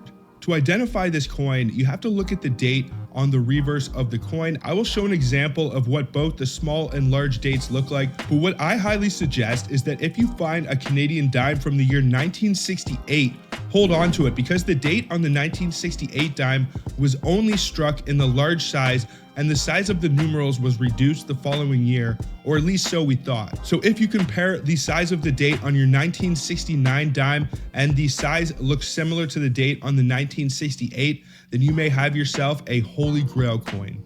The examples of this coin that have been discovered are usually not in the greatest condition, and at best are barely pushing mint state. If you were ever to find a legitimate example of one of these and it scored higher in the MS range, it could easily be one of the most valuable Canadian coins of all time. Though there are only few known examples, it is very rare that an actual estimate exists for the amount of Holy Grail coins that could still be found floating around in the wilds of circulation, and this is one where if you hunt dimes regularly, you can definitely validate the lack of other good stuff to look for.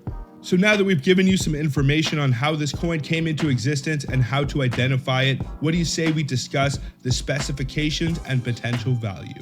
The specifications of the 1969 large date dime should be exactly the same as the 1969 small date, except for the size of the numerals on the date.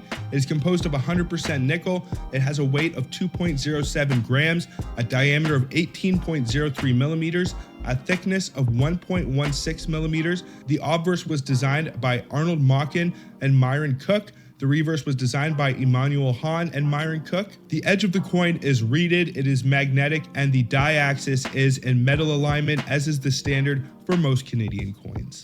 So let's get into the values for the 1969 large date dime. First, just to give you an idea in comparison, the highest graded known example of the 1969 currently is an AU50, which is just before the MS mark. As I mentioned earlier, if you were to find one of these and it did score anywhere in the mid-MS range, this would be an incredibly rare and valuable Canadian dime that could easily be worth hundreds of thousands of dollars. And one of the best things about this 1969 large date dime is it is not actually that old. I have found 1970 nickels, dimes, quarters that are in a high mint state, so your chance of being able to find one of these and it's in decent condition aren't the worst ever. Hopefully someone didn't find one of these and bash it with a hammer not knowing what it is, but you never know. To find one of these even at the absolute bottom of the Sheldon scale would be a nice little treat. So just to give you guys an idea of value, the 1969 small date can be worth up to 20 cents for an AU50, which is 2 times its face value. It can be worth a couple dollars when it starts to hit the MS region. It can be worth $10, $20 when it starts to hit around an MS 65. Now, when it comes to the 1969 large date, on the very bottom end of the Sheldon scale, it is worth $11,300 for an F12. So that is not the absolute bottom. The absolute bottom of the Sheldon scale is an about good or a good, which is a 3 or 4 out of the 70-point system, but an F12 is still pretty low, not the greatest shape ever, that is for sure, and you're still getting over $10,000 for this dime. Now, on the high end, one of the highest graded known examples is an AU50, and it can be worth around $21,200 for an AU50 example. And as I mentioned earlier on, it is estimated that somewhere around 20 or 30 of these are still floating around in the wilds of circulation. So I suggest that you guys, if you have your piggy banks, you go bust it open, look through your dimes, because if you were to find one of these and it has been through the meat grinder, you can still make over $10,000. So definitely a good one to have on your radar and to keep your eyes out for, whether you're sifting through your pocket change or you are coin roll hunting. What do you guys think about the 1969 large date dime? How many do you think are still out there, and what would you ever do if you found a legitimate example, or if you have ever found any coins similar to the one discussed in this video? Let me know down in the comments. 2010 large bead variety loonie, which if found in a high grade state can be worth some really good money. Now, there were 4 different designs put out for circulation in the year 2010 for the Canadian $1 coin. The large bead variety can be found on the regular loon reverse design. The other reverse designs feature the Saskatchewan Rough Riders, a Navy commemorative, and also one for the Vancouver Olympics. The large bead loonie is referred to as a Type 1 and the small bead is considered Type 2. There are several ways to check for the large beads on this coin, the easiest of which should be to flip over to the obverse and look at the A in Elizabeth. If it's the large bead, the A should point directly to a bead. You can also look at the I in Regina, and the I should point between the denticles. If you can identify both of those factors, then you have the large bead loonie, and that's the one that you are looking for. So let's discuss the value of this coin. Unfortunately, there aren't too many loonies out there to look for that you can retire from at this point, but when it comes to collecting, sometimes you have to play the long game. Just because a coin isn't worth a fortune today doesn't mean that it can't easily change. The 2010 large bead loonie isn't worth much more than face value in a low grade state. I'm sure you could all sell one for a premium if someone really wanted to fill a hole in their collection or album. Even at an MS65, it is only worth around $50. If you were to find one in a higher grade, you could easily see some price jumps. I wouldn't doubt that you can maybe get or sell one if it graded around an MS67 for $300 or more. It feels crazy to say that 2010 was 13 years ago, but in terms of numismatics, that is nothing, and because this loonie is so modern, it makes finding high-grade examples much more possible. So even though you won't get rich off of this loonie if you find one of them coin roll hunting or in your pocket change today, it is still a good one to pull out and keep off to the side, especially if it is in a really good condition. You could send it off to be graded by a company like PCGS or NGC, and then you could turn around and sell it for a profit at either your local coin shop or maybe eBay or Facebook Marketplace. Those are the best places usually to buy and sell coins. I have people ask me that all the time. Now, what do you guys think about this 2010 large bead loonie? What would you ever do if you found a legitimate example, or if you have ever found any coins similar to the one discussed in this video? Let me know down in the comments. During the year 1967, the rising price of silver forced a reduction in the silver content in Canadian 10 and 25 cent coins from 80% to 50%, although some coins were still minted in 80% during 1967. The two different compositions of the Canadian 1967 coins are not distinguishable by eye. 1967 and 1968 are transitional years for the amount of silver commonly used in Canadian coins, and the composition was eventually changed to pure nickel in the year 1968, with around a third of the dimes and quarters being produced and composed of 50% silver for that final year. The transition from silver to nickel composition in Canadian coins during the years 1967 and 1968 was a significant change in the country's currency. This shift marked a move towards a more cost-effective and durable material for coin production, ultimately impacting the value and collectability of these coins for numismatists. In the year 1967, the Canadian Mint made commemorative designs for each of the different denominations, and although they are incredibly beautiful and the dimes and quarters are silver, they usually aren't worth too much money. But believe it or not, there is an incredibly rare dime that has flown under the radar of most collectors, and it is found on the 1967 mackerel dime. In the year 1967, the Canadian Mint began preparations for the switch to the nickel composition for its coinage the following year. This was a very experimental time at the Canadian Mint, and there was also a heavy workload as the full run of 1967 commemorative coinage was no doubt a huge undertaking at the time, and some of the coins in the series, such as the Rock Dove penny, had very large mintage figures, so it would have definitely been a strain on Mint employees. Now, let's briefly discuss pattern or trial coins. Most pattern essays or trial coins were not officially approved for release, but produced to evaluate a proposed coin design, a new or revised coinage, or to test the metal composition, dies, or structure of a new coin. And when it comes to pattern, trial, and essay coins, usually there will only be a few known examples of the piece, if any, and they usually don't leave the mint facility unless intended, and they are quickly snatched up, graded, and accounted for. I don't want to say that there's a 0% chance that you will ever stumble across one of these in the wild, but if you were, it would definitely be a gift from the coin gods. The thing that makes this coin great, as opposed to some other errors and varieties, is how easy it would be to identify. Silver coins are non-magnetic, and nickel coins will stick to a magnet. The thing that makes this 1967 mackerel trowel piece so special is that it is actually composed of nickel instead of all the other mackerel dimes, which were made of silver that year. This is most likely the result of experimentation by the Canadian Mint to test nickel planchettes, or maybe they planned on releasing some of the commemorative coins in nickel as well, but regardless, it's another great legendary coin to have on your radar. If you do ever happen to have a 1967 mackerel dime that appears like it may not be silver or has a more dull tone, all you have to do is hit it with a magnet, and if it sticks, you have one of the rarest Canadian dimes in existence. Another identifying factor that makes this coin different from its silver counterparts is its weight. This nickel planchette pattern will weigh 2.1 grams, and the silver mackerels should weigh 2.33 grams. There are actually a few other similar cases of coins where the Canadian Mint will experiment and these holy grail pieces are born. One other good example would be the 1967 Bobcat quarter, which is pretty much the exact same case as this dime. It was a pattern or trial piece struck on a nickel planchette, and it can be worth some really good money as well. Some of the details and specifications for this coin: the overall mintage for the 1967 mackerel dime is 32,309,135. The trial pattern piece is composed of 99% nickel. It has a weight of 2.1 grams, a diameter of 18.03 millimeters. It is magnetic. The face value is 10 cents and it is in metal alignment, as is the standard for most Canadian coins. Now that we've discussed some of the history and how to identify this coin, what do you say we get into the value of this extremely rare piece of Canadian numismatic history?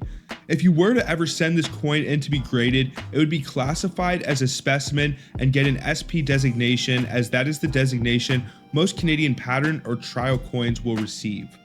So as I mentioned earlier on, there are only a few known examples currently for this coin. If you were to find one and it scored an SP63, it would be worth around $3,000. It can be worth around $4,000 for an SP64, and this bad boy can be worth all the way up to $5,000 for an SP65, which, as far as I can tell, is the highest graded known example currently. If you were to ever find one and it scored any higher, you would probably see some pretty big price jumps, and I would not doubt that the price of this coin starts to double, and if it hits around an SP67, it could easily be worth anywhere from $15,000 to $20,000. So even though there is not too many of these known to exist, and very few of them probably left the mint facility, it is definitely still a good one to have on your radar. I have found 1967 mackerel dimes coin roll hunting and in my pocket change before.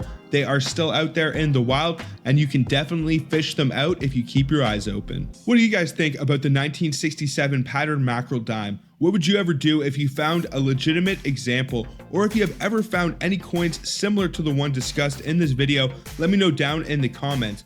While the chance of finding Canadian pattern or trial coins in your pocket change is exceedingly rare, these coins are never intended for general circulation, and they are usually retained by the Canadian Mint for reference purposes, archive collections, or occasionally offered to collectors during special events. Collectors, numismatists, and historians are the primary seekers of Canadian pattern and trial coins. These coins hold significant historical and numismatic value due to their unique designs, metal composition, and also the insights they offer into the coinage development process. If you ever come across a coin that looks unusual or different from standard circulation coins, it's at least worth having examined by an expert or professional numismatist, as it could potentially be a rare pattern or trial coin. In the year 1936, following the death of King George V, the Canadian Mint decided to change the reverse designs for all of the Canadian coin denominations except for the half dollar and the dollar. The Mint also needed to create coinage that featured the new monarch King George VI portrait. Renowned Canadian coin designer Thomas Shingles was tasked with creating these new designs. For the obverse of the coin, Thomas Shingles crafted a portrait of King George VI. This portrait had to be both artistically compelling and representative of the new monarch. It went through several iterations and reviews before being finalized. Simultaneously, new reverse designs for various denominations were also being developed. These new reverse designs aimed to depict Canadian symbols, flora, and fauna. For example, the nickel featured a beaver and the quarter a caribou. These designs aimed to celebrate Canada's natural heritage.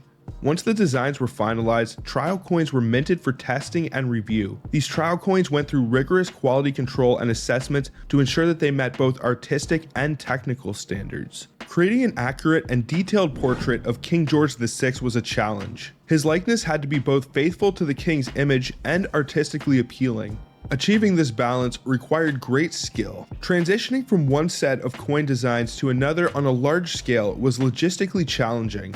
The Canadian Mint had to retool its machinery and processes to accommodate the new designs efficiently. There was a concern that the public might not immediately recognize the new designs, leading to confusion in everyday transactions. To address this, educational campaigns were launched to familiarize Canadians with the new coins. Coin collectors and numismatists alike eagerly awaited these new designs. The Canadian Mint had to ensure that these collectors had access to the new coins while maintaining adequate supplies for everyday circulation. The transition itself was of historical significance, marking the change in Canadian monarchy from King George V to King George VI. This transition was documented and commemorated on some coins. The process of transitioning Canadian coin designs from King George V to King George VI in 1936 to 1937 involved meticulous design work, rigorous testing, and adjustments to production processes. Challenges included ensuring the accuracy of the king's portrait, preparing for mass production, and also educating the public about the new designs. This transition not only affected the aesthetics of Canadian coins, but also marked an important moment in Canadian history. So during this experimental and tumultuous time at the Canadian Mint, several trial pieces were issued for all of the denominations except for the dollar. It's very interesting to note the composition change the Mint was testing for the new circulation coinage, as well as a different orientation for the die axis. Canadian coins will usually come in metal alignment, meaning the obverse and reverse are both lined up facing the same way. When these test pieces were being issued, with the exception of a test quarter that was kept in metal alignment, all of the other denominations were struck in coin alignment, meaning the obverse and reverse were rotated 180 degrees. This could have been in an attempt to make Canadian coinage more similar to our American coin neighbors to the south. Coins in the United States are typically struck in coin alignment, and after Canada changed the 1 and 5 cent coins to nearly identical size and specs to their American counterparts, it wouldn't surprise me if they were experimenting with changing the die axis as well to be more similar to United States coinage. By doing this, it would have somewhat set a standard for North American coins, but eventually Canada decided to keep our coins in metal alignment, which was more in keeping with British and Australian coinage.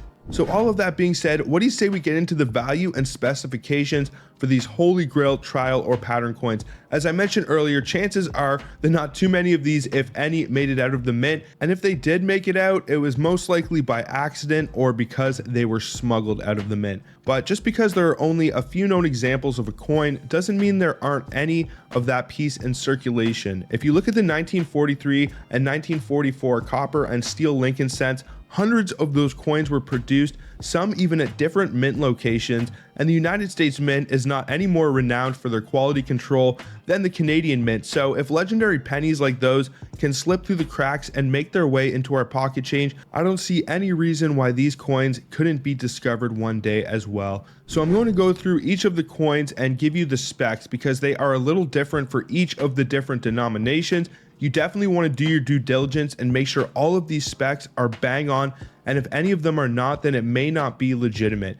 You might ask why someone would counterfeit coins like this, but if you go on sites like Wish or eBay and some of the online shopping marketplaces, you can find oodles of different counterfeit coins from every country and walk of life, and usually, to be honest, it will be coins like these that will be the most reproduced. So first, I will give you guys the specifications, and then I will give you the value for each of the denominations as we go through. So first is the 1937 trial or pattern 1 cent coin. Now this coin is composed of brass. It has a weight of 3.1 grams, a diameter of 19.1 millimeters. The die axis is in coin alignment, and all of these coins will receive SP grades, which is the specimen designation. Even though they are trial or pattern pieces, they are not intended for circulation, so that is why they are given the specimen grade. But in terms of value, this is an incredibly rare coin that can be worth up to $20,000 for an SP65 example. Next up, we have the 1937 5 cent trial or pattern piece. This coin is composed of brass. It has a weight of 4.98 grams, a diameter of 21.5 millimeters. The die axis is in coin alignment. In terms of value, you're going to find a lot of these coins have very similar values. They can all be worth around $10,000 for an SP62 example, so probably around $5,000 for an SP60, but it can be worth all the way up to $20,000 for an SP65 example, and that is for the 1937 5 cent pattern piece. Next up, we have the 1937 10 cent pattern or trial coin. It is composed of brass. It has a weight of 2.46 grams, a diameter of 18.3 millimeters. The die axis is in coin alignment, and in terms of value, it can be worth around $10,000 for an SP62 and all the way up to $20,000 for an SP65. Now, in the year 1937, they actually issued two different trial or pattern coins for the Canadian 25 cent piece. One of them is in coin alignment, another is in metal alignment, and they are actually composed of different alloys as well. Now, first we'll start off with the 25 cent pattern or trial that is coded DC22. It is composed of brass. It has a weight of 6.1 grams, a diameter of 23.9 millimeters. The edge of the coin is reeded, and it has a die axis in coin alignment, just like the other patterns or trials that we covered previously. In terms of value, this one is pretty similar to the other ones on the list. It can be worth around $10,000 for an SP62 and all the way up to $20,000 for an SP65 example. And then we have the second variation of the 25-cent pattern trial piece from 1937. This one is coded DC24.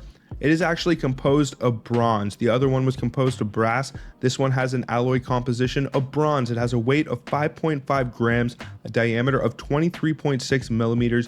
The edge of the coin is reeded. Now, something very interesting to note is that the die axis for this quarter is actually in metal alignment, as is the standard for most Canadian coins and also British and Australian. So that is how you tell this one apart. This is the DC24 variant. And in terms of value, it has just about the same value as all of the other coins on this list, worth around $10,000 for an SP62 and all the way up to $20,000 for an SP65. And then we come to the last of these holy grail essay, pattern, or trial coins, whatever you like to refer to them as. They can get any of those designations or labels, but this is the 50-cent piece, and it is the most valuable and also rarest of the bunch. Now, the 50-cent 1937 pattern essay or trial coin is composed of brass. It has a weight of 14.9 grams, a diameter of 30 millimeters. The edge of the coin is reeded. The die axis is in coin alignment. And in terms of value, this one can be worth around $40,000 for an SP63 and all the way up to $60,000 for an SP65. So worth about 3 times as much as the other denominations. This is the one that you want to look for, but unfortunately, 50-cent coins are not circulated here in Canada anymore. The only way that you can ever really get them from the bank is if somebody turns them in and then you get lucky and go there on the day or maybe week that somebody turned them in and the tellers are nice enough to turn them over to you. And then the chances of having one of these holy grail coins inside of that bag is pretty much slim to nil, but never say never. Crazier things have happened, and if you keep your eyes open and you know what to look for, your chances of being able to find and identify these coins is definitely a lot better than not knowing anything about them or having them on your radar. But what do you guys think about these Canadian trial or pattern coins from 1937? What would you do if you ever found a legitimate example, or if you ever have found any coins similar to the ones discussed in this video? Let me know down in the comments. I would love to know. How's it going, everybody? Dana here with North Central Coins, and welcome back to another episode of the most rare and valuable coins in Canada. Today we're going to be discussing 2 of the most valuable Canadian quarters from the year 2000 that you probably had no idea existed. Because these coins only have a few known examples, their value is only exceeded by their rarity. So make sure to watch to the end of the video so you know what to look for and you can keep your eyes out, because you never know when you might find one of these floating out in the wilds of circulation or in your pocket change.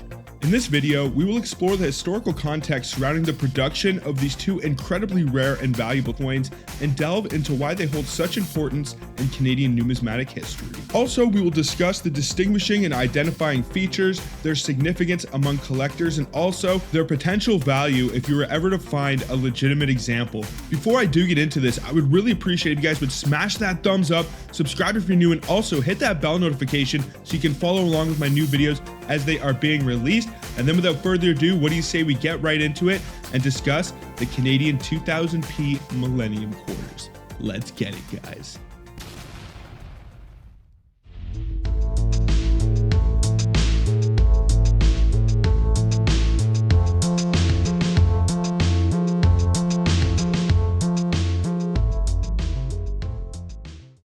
The Canadian quarter is a coin worth 25 cents or 1/4 of a Canadian dollar. It is a small circular coin of silver color composed of nickel-plated steel and has a reeded edge. According to the Canadian Mint, the official name for the coin is the 25-cent piece, but in practice it is usually called a quarter, much like its American counterpart. In Canadian French, they are called a Caribou or a Trent Sou. The coin is currently produced at the Canadian Mint facility in Winnipeg, Manitoba. As of recent, up to 2 billion Canadian circulation coins are struck each year at the Mint's facility in Winnipeg. While the effigy of the reigning monarch has appeared on every Canadian coin produced by the Mint since the year 1908, reverse designs have changed considerably over the years. The Mint often introduces new commemorative designs which celebrate Canada's history, culture, and values. Since the year 2000, all of Canada's circulation coins have been produced using the Mint's patented multiply plated steel technology, except for the $1 and $2 circulation coins, which started using this technology as of April 10th, 2012. Before the start of the new millennium began and fears of computer clocks all resetting to zero and Y2K, the Canadian Mint held a contest to design 24 millennium quarters, one for each month of 1999 and 2000. The contest was announced by the Mint in April 1998, and it was open to all Canadians. The 1999 designs were intended to reflect on Canada's past, whereas the 2000 designs were meant to reflect on Canada's future. The relevant theme was listed on the 2000 coins, while the month of issue was listed on the 1999 coins. The contest received an overwhelming response, with thousands of Canadians submitting their designs. The chosen designs for each month showcased a diverse range of Canadian history and culture, making the Millennium Quarters a unique and cherished collection for coin enthusiasts. These coins and sets were produced in such massive quantities that most of the coins in the series aren't worth much above face value, but there are a few little known varieties for the 2000 Millennium Quarters that are extremely rare and valuable. The Canadian Mint patented multiply plating technology in the year 2000 as an improved cost-effective production technique. The 5, 10, 25, and 50-cent pieces of Canadian circulation coinage, all of which were previously struck from nearly pure nickel alloys, have been produced by the Mint since that year using this technique. Similar to the 5-cent coin, production of the 1-cent coin ended in the year 2012, and a copper-plated steel blank was used instead. Multiply plating for the $1 and $2 coins was introduced in the year 2012. In this particular plating method, a thin layer of nickel, a layer of copper, and then a final layer of nickel are electromagnetically applied to a steel core. Because less copper and nickel are required in this process, the price of producing circulation coins has decreased. Because plated coins are made of a more resilient material, there are fewer damaged coins in circulation, improving their overall effectiveness.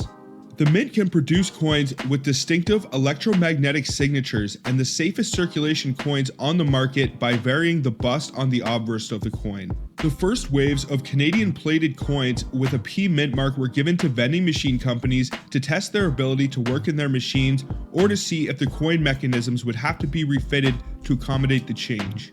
In most cases, the machines accepted the new plated quarters without much difficulty. A limited mint set was also released in the year 1999 with coins of every denomination and also a test token, all containing the new P Mint mark.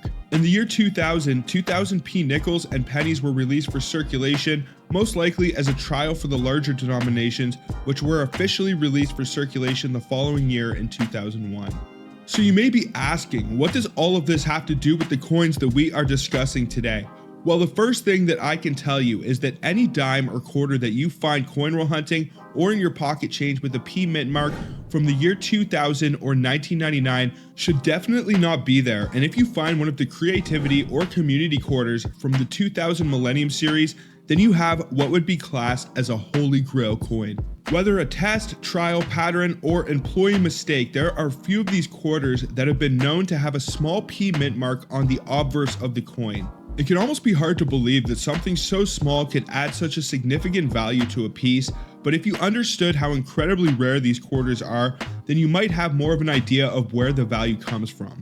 There are only 5 certified examples of the 2000p Community Millennium Quarter, and the Creativity 2000p has even fewer, with only 2 known examples. Although these may be scarce, they are fairly modern, and it is unknown exactly how many of these Holy Grail coins made it into circulation, but it's definitely a good idea to check all of your creativity and community quarters for that P Mint mark, because you never know when you might hit a gold mine. All of that being said, what do you say we discuss the potential value for these coins if you were ever to find a legitimate example?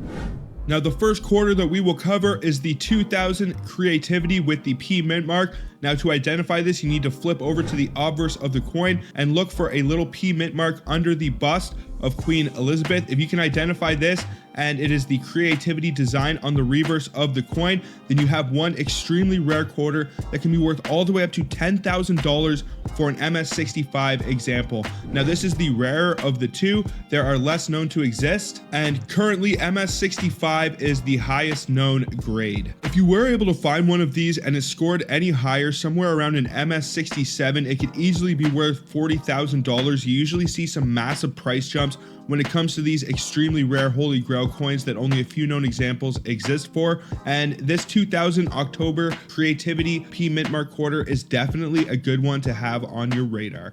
And then next up is the 2000 December, which has the community design on the reverse of the coin, and it will also have a small P Mint Mark on the obverse under Queen Elizabeth's bust. Now this is actually the more common of these two quarters. There are 5 known examples. I wouldn't call that common at all, because when there are so few examples of a coin that exists, it will bring a huge premium, and this one definitely has some extreme value that comes along with it, because this one can be worth around $9,800 for an MS60, $15,000 for an MS65, and that is currently the highest known graded example. But this bad boy could easily be worth up to $50,000 for an MS67 if you were to find one and it scored that high. These are fairly modern recent quarters, and I have found many Millennium quarters that are in good condition, and if you were to find one that had the P Mint Mark, it would mean that it is plated, and usually those coins will hold up a lot better to circulation and wear, so hopefully it would score a high grade. So definitely keep an eye out for any quarters or dimes from the year 1999 or the year 2000 that have a P Mint Mark. The Canadian nickel from the year 2000 was put out for circulation, but it does have a fairly low mintage, even for Canadian standards. If this was an American coin, you can be sure that they would be pulling these things out of circulation religiously. There are very few American coins that are released that have a low mintage figure of 5 million, so the 2000 P nickel is also a good one to look for, but not nearly as valuable and rare as these Holy Grail 2000 P community and creativity Millennium quarters. In the year 1951, the Canadian Mint released a commemorative nickel featuring the image of a refinery located in Sudbury, Ontario. The design symbolizing Canada's rich natural resources and industrialness. This image was chosen to celebrate the 200th anniversary of the discovery of nickel in Canada, highlighting the country's significant contribution to the global nickel industry. This image is also featured on the iconic Big Nickel located outside the same refinery featured on the nickel. The Korean War led to a spike in nickel demand later in that year, which led to the end of the commemorative's production. For the rest of 1951, a 5-cent coin with the old beaver design was made of chrome-plated steel. Now there are 2 different finishes for the 1951 beaver reverse design. There is the low relief, which is still more rare than the commemorative, and then there is also the high relief, which I would consider to be a holy grail amongst Canadian nickels. Now, to differentiate between the different strikes of the 1951 beaver reverse, you must look at the last A in Gratia on the obverse of the coin. If the last A in Gratia points between 2 denticles, then it is the low relief example. If the last A in Gratia points to a denticle, then you have the high relief, and that is the one that you are looking for. Even finding a low relief 1951 can prove tricky, as they have a much lower mintage than the commemorative design, and your chances of stumbling across one in good condition are even lower. Not impossible, but definitely a challenge. One of the most incredible things about the 1951 high relief nickel is not only that it contains such a minor identifying mark, but also the strike quality. When the first beaver nickels were struck in 1951, some of the initial dies had more detail and added additional relief to the coin's finishes. If one of these were to be found in circulation, more than likely it would be worn and would not be as easy to tell if it was pulled fresh out of a roll, but the strike quality of these nickels when in a mint state is absolutely incredible and adds to the value, intrigue, and mystery of the coin. Sometimes the only chance you'll get to see or hold one of these Holy Grail coins is to simply buy it. And many people probably question why someone would pay so much for a coin. But whether it's that Babe Ruth baseball card, the first edition shadowless holographic Charizard, or whatever collectible floats your fancy, there is nothing like seeing a pre-1970 Canadian specimen coin or high relief coin compared to their common counterparts. They are truly a sight to behold, and the only way you can see and appreciate their beauty is to see one of them up close. Now, the overall mintage figure for the 1951 Beaver Reverse Nickel is 4,313,410. It is unknown exactly how many of the high reliefs are included in that mintage figure, but it is estimated that less than 10% were struck with the high relief finish. Another unfortunate thing that most common collectors aren't aware of when searching for the high relief nickel in the wild is just how extremely scarce it really is. Almost all of the examples of this coin have been accounted for at this point, and very few examples have turned up from pocket change or coin roll hunting. When the nickels were first released, a notorious collector by the name of John J. Pittman bought up most of the uncirculated rolls for his collection, and the rest were distributed to a very small circle of reliable vendors. These rolls then sat for decades until they were graded or sold, but regardless, there probably aren't too many of these fellas out there that cracked open one of their rolls and turned them in for face value. But I'm not saying that it never happened, but this is definitely a coin that people have had on their radar since its release, and very rarely do they make an appearance into the wilds of circulation. You might actually have a better chance of finding an uncirculated roll of 1991 quarters before you ever find a single 1951 high relief nickel. Now, what do you say we get into the potential values for these 1951 nickels, starting with the low relief? Now, as I mentioned, the low relief is not nearly as rare or valuable as the high relief, but it is actually pretty rare and valuable compared to the 1951 commemorative. In terms of value on the low end, it's only worth about $1.95 for an AU50 example of the low relief. The 1951 commemorative on the website says it's worth about $2.20, but to be honest, I would rather have a high grade example of the low relief 1951. You don't stumble across them very often, and they are pretty rare to find in coin roll hunts and especially your pocket change. Now on the high end, the 1951 low relief can be worth around $572 for an MS66 example. The 1951 commemorative is worth around $192 for an MS66. So you see how the price jumps there for the 1951 low relief. When it starts to get into the MS range, you see some massive price jumps, and it is much more valuable than the commemorative. But what do you say we discuss the values for the 1951 high relief? I'm sure that's why you all came here today. Now on the low end, this one can actually be worth a good chunk of change. It can be worth around $440 for an F12. So that is not at the very bottom of the Sheldon scale, but that is a pretty worn and beat up nickel. The high relief can be worth around $2,120 for an AU50. And when you start to get into the MS range, the high relief is worth around $3,500 for an MS62. And this bad boy can be worth all the way up to $4,570 for an MS65 example. As I mentioned earlier on, to differentiate between the two different strikes, you have to look at the last A in Gratia. If the last A in Gratia points in between two identicals, then it's the low relief example. If the last A in Gratia points to identical, then you have the high relief. What are your guys' thoughts about these 1951 nickels? What would you do if you ever found a legitimate example, or if you have ever found any of the coins discussed in this video? Let me know down in the comments. The penny is a coin in Canada that is no longer in production and is worth 1 cent or 1/100th of a dollar. The official term for the coin is the 1 cent piece, but people commonly refer to it as a penny or a cent. This is because Canada used British pounds, shillings, and pence as coinage before the year 1858, alongside US decimal coins and also Spanish milled dollars. In French Canada, the penny is often called the cent to keep the English pronunciation. Some of the slang terms for the penny in Canada include the sen noir, or the sou noir.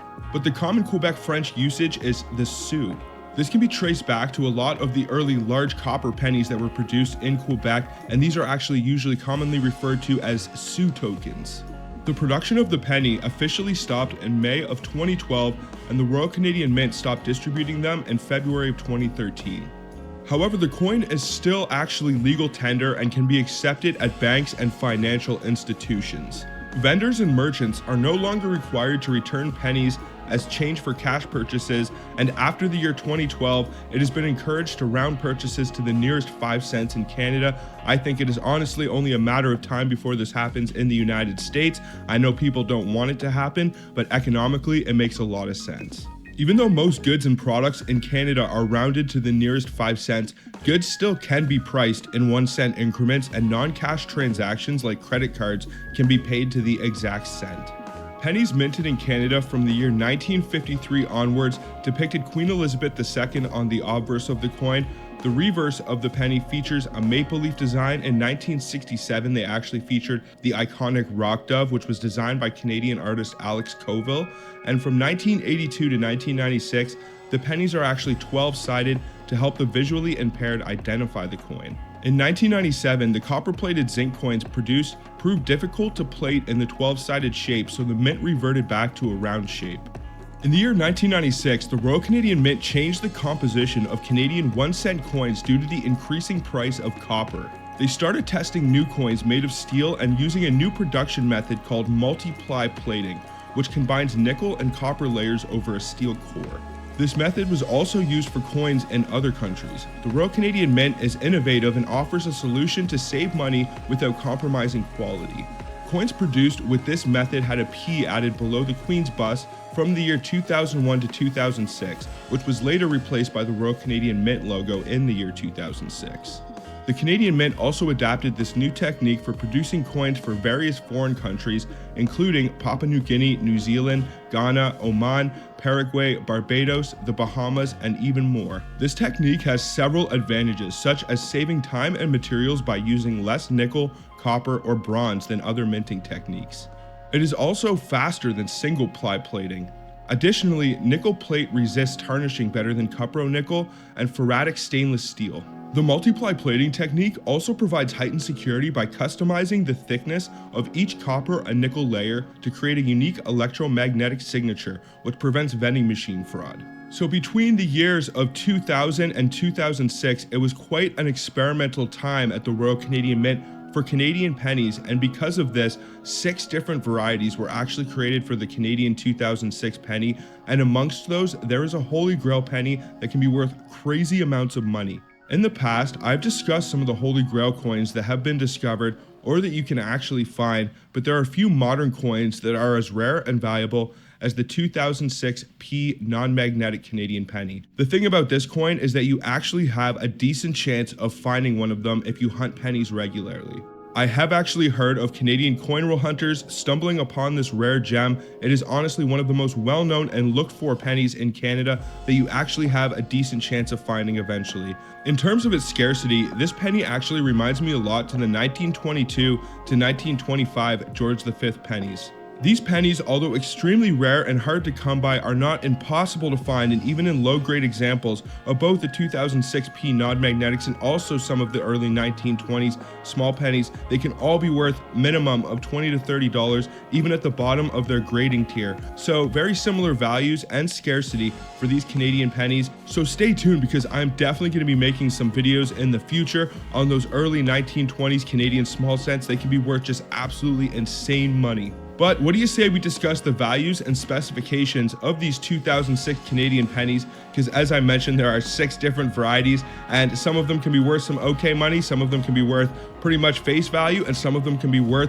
a whole heck of a lot of money. And I'm also going to talk briefly about an extremely valuable 2005 Canadian penny out of a proof set that you should definitely have on your radar as well. So let's get into the values of these coins. I'm going to start with these 2005s because they're actually a little bit easier. Now, in terms of value, the 2005s are not too rare or too valuable, at least to find the business strikes or circulation examples. But there exists an extremely rare and valuable variety for the 2005 Canadian pennies, and it is actually a proof strike, and that is the 2005 P non-magnetic Canadian proof penny. Now, just to give you guys an idea of the values of the 2005 Canadian pennies, the 2005 regular Canadian proof strike, so no P mint mark, is worth around $1.95 for a PL64 example, and can be worth around $40 for a PL67.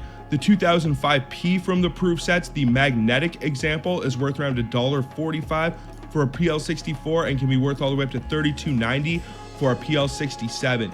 And then we have the 2005 P non-magnetic. Now this thing is a holy grail. Your chance of finding it in a coin roll hunt is pretty much slim to nil, but never say never. I have seen much crazier things happen. Your best chance of finding one of these 2005 P non-magnetic Canadian proof pennies is to carry a magnet around with you, go to coin shops, flea markets, maybe check Facebook Marketplace or Kijiji and look for 2005 Canadian proof sets with P mint marks, and basically you just got to throw that magnet onto the penny And if it doesn't stick to the penny, you might have a Holy Grail coin that can be worth $1,150 for a PL64 and all the way up to $3,290 for a PL67. This is one of the holy grails of the modern Canadian pennies. There were very few examples struck, so definitely keep your eyes out for 2005p proof sets. And if you have a magnet with you, maybe just give that penny a little tap, and if it doesn't stick, then you might have a jackpot on your hands. All right, so what do you say we start going through the 2006 pennies? I'm going to discuss the compositions as well as some of the identifying factors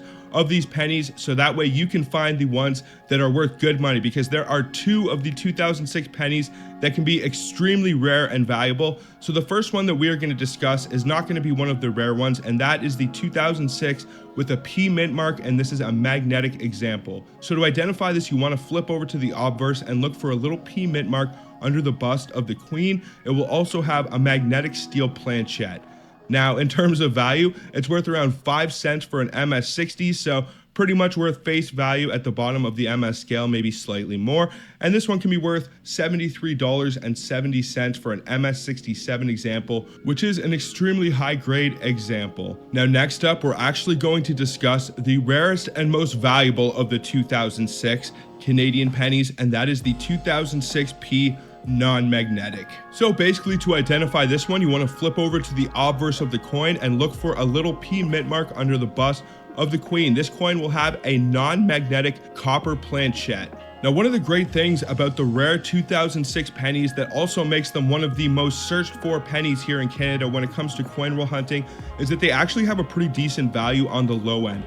Now, the 2006p non-magnetic can be worth around $40 for a VF12, so that is pretty much at the bottom of the Sheldon scale. Even if it is absolutely beat up, sat in a parking lot, you're going to be getting $10 or $20 for this coin. People want them for their collection, and even though they are out there, they are honestly a unicorn, and you almost never stumble across them. So as I mentioned, this 2006p non-magnetic can be worth around $40 for a VF example. It can be worth $132 for an almost uncirculated 50. And then on the high end, it can be worth $500 for an MS60 and all the way up to $2,000 for an MS65. This is a fairly recent penny. I have found coins much older in a high mint state before, so your chances of finding one of these and it actually being in decent condition is not too terrible, honestly. So always keep your eyes out for the 2006 pennies and throw your 2006 P's to the side. Check them with the magnet, and if that magnet does not stick, then you have yourself one extremely rare coin.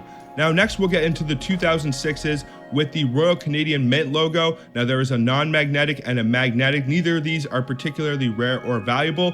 The first we will discuss is the 2006 non-magnetic with the Royal Canadian Mint logo under the bust.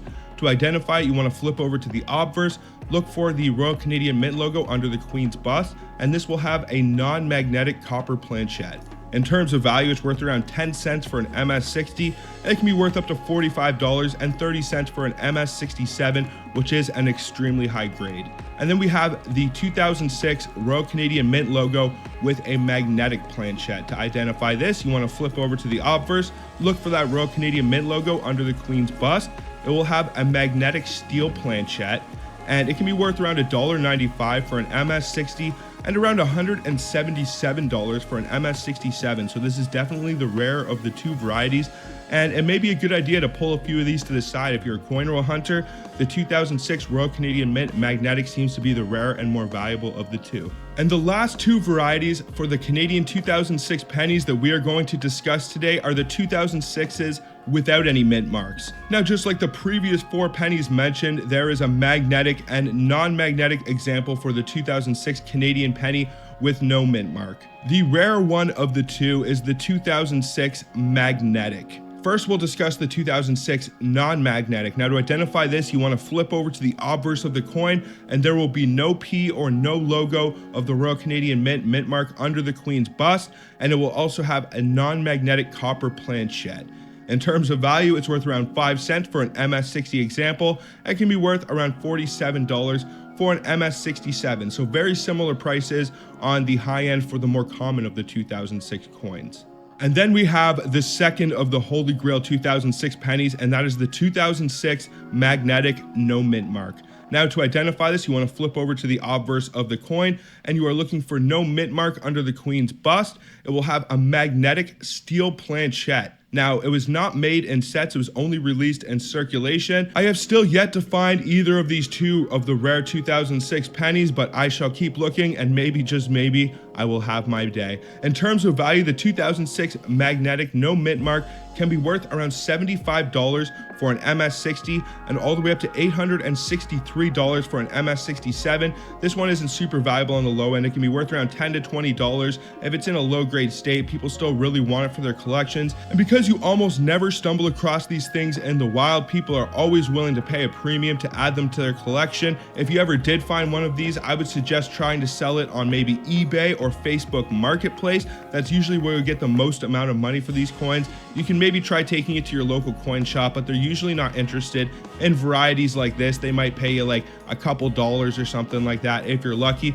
But your best bet for coins like this is to sell it on eBay or maybe an online auction to get the premium that you are hoping. So a brief history on this coin. After the death of King Edward VII in the year 1910, his son King George V became the new king of Canada. His portrait was added to the obverse of coins minted in Canada from that point onward until his death in 1936. The first batch of coins issued during the reign of King George V did not have the abbreviation of DEI-GRA, which stands for by the grace of God in his title. This caused a lot of controversy, and the phrase was eventually added back. Up until the year 1935, 1 cent to 50 cent coins were regularly issued, with the 50 cent pieces being the rarest coins minted for circulation in 1911. There's also an extremely rare and legendary Canadian silver dollar that was produced in 1911. There are only a few known examples, and they have sold for over $1 million. It is one of the rarest and most valuable Canadian coins of all time. I've actually made a video on that in the past. I'll leave a link for that up in the top corner for you guys. In 1920, the composition of silver Canadian coins were changed from 92.5% sterling silver to 80% fine silver, and the size of the cent was also reduced. The last silver 5-cent coins were struck in 1921 and replaced by a larger nickel coin in 1922. There are a few scarce dates out there, such as the 1925 nickels. The rarest coin of the King George V series is the 1921 50-cent coin. The first Canadian silver $1 coin was officially issued in the year 1935 to commemorate King George V's Silver Jubilee. This coin has the famous Courrier de Bois design and is nicknamed the Voyager dollar. So let's get into some of the reasons why the 1948 Canadian silver dollar is so incredibly rare and valuable. Now, this all actually starts in the year 1947. In 1947, the coins of King George VI had the inscription of George VI 6 DG REX ET IND IMP. I'm not going to include all the colons and dashes in there, but I will put it into the text, which meant George VI by the grace of God, King and Emperor of India. For those of you that didn't know, India was actually part of the British Empire, very similar to Canada and Australia, up until the year 1947 when they gained independence. When India became independent that year, the title of Emperor of India had to be removed from coins produced for the British Empire in the future. Despite this, there is still a need for coinage, so while waiting for the new tools and matrices to arrive from the Royal Mint, they decided to strike coins with the date of 1947, but with a maple leaf symbol added to indicate that it was actually struck in the year 1948. They did this for all of the different coin denominations, and there was a little maple leaf placed to the bottom right hand side of the 7. For some of the different denominations, there's also a few notable varieties. The 1947 nickel has the 1947 dot that you can look for, as well as the quarter. But between 1947 and 1948, there were a ton of varieties created for the half dollars and silver dollars. Most of them gravitate around the 7 and the maple leaf to the bottom right of the 7. Now, there are two acknowledged varieties for the silver $1 coin for the 7. That is the tall 7 and the short 7. The 1 cent coin is the most common of all of the 1947 coins. It also has two varieties, which is a blunt 7 and a pointed 7. The 50-cent piece also has 2 varieties for the 7. Now, I have actually personally owned one of the 1947 straight 7 maple leaf half dollars. It wasn't in the greatest condition and I do not have it anymore, but these things are out there. You can come across them in scrap silver purchases. I only paid spot for mine and I definitely got a lot more money for that when I sold it. So always keep your eyes out for the 1947 and the 1948 50-cent and $1 pieces produced with the date of 1947 in Canada. Most of them are worth a lot more than spot, and if you can get them in a scrap silver purchase, you can usually turn a pretty good profit on them. Now, what do you say we get into the coin that we all came here for, the king of Canadian coins, or the king of silver dollars as it is commonly referred to as? The 1948 King George VI Canadian dollar is an extremely highly sought after coin in Canadian numismatics. It is the rarest and most valuable regular issue coin in the series of Canadian silver dollars minted from 1935 to 1967. This coin has an extremely limited mintage and holds a significant place in Canadian coin history. The 1948 silver dollar looks similar, if not identical, to the other King George VI silver dollar coins of the era, except for the date 1948 is the only thing that makes it stand out and adds the value to the coin. It only has a silver content of 80%. It is not even made of sterling silver like some of the earlier Canadian coinage. The obverse of the coin was designed by T.H. Paget, while its reverse was designed by Emmanuel Hahn and features a Canadian voyager and Native American cruising in a canoe under the northern lights on an evergreen traced lake. However, there is one minor and important change that affected the 1948 Canadian dollars. Production of the Canadian dollar was suspended in the year 1940 due to Canada's involvement in World War II. When the war ended in 1945, there was social upheaval and brewing in India, which was still under British rule. India gained independence on August 15, 1947, which affected the production of Canadian dollars. The new dies reflecting India's independence had not yet been prepared at the Royal Canadian Mint, so production of 1947 dated coinage continued into the year 1948 with those predated silver dollars containing that small maple leaf to the bottom right-hand side of the 7. Now, although the 1947 Canadian silver dollars can be extremely rare and valuable depending on which variety you have and also the grade, the Canadian Mint didn't start producing silver dollars with the date of 1948 until about halfway through the year. Also, once they received the new equipment and dies to start producing the new coins, there was a delay in production which affected the overall number of coins made. Only 18,780 1948 Canadian silver dollars were ever produced, including a few special coins made in specimen sets as well. Even coins that have been circulated or scrubbed with steel wool are extremely rare and can still fetch $1,000 today, even in the worst conditions. So some of the specifications for this coin, if any of these are off, it might indicate that it is a counterfeit. When a coin is usually this rare and has such a limited mintage, it will usually be pretty common for counterfeits to be produced, and I can guarantee you there has been a fair number of 1948 Canadian silver dollar counterfeits produced over the years. If they're pumping out the Canadian Tuni in counterfeits, then they have definitely made a few of these and tried to pass them off and sell them at coin shops or maybe pawn shops over the years.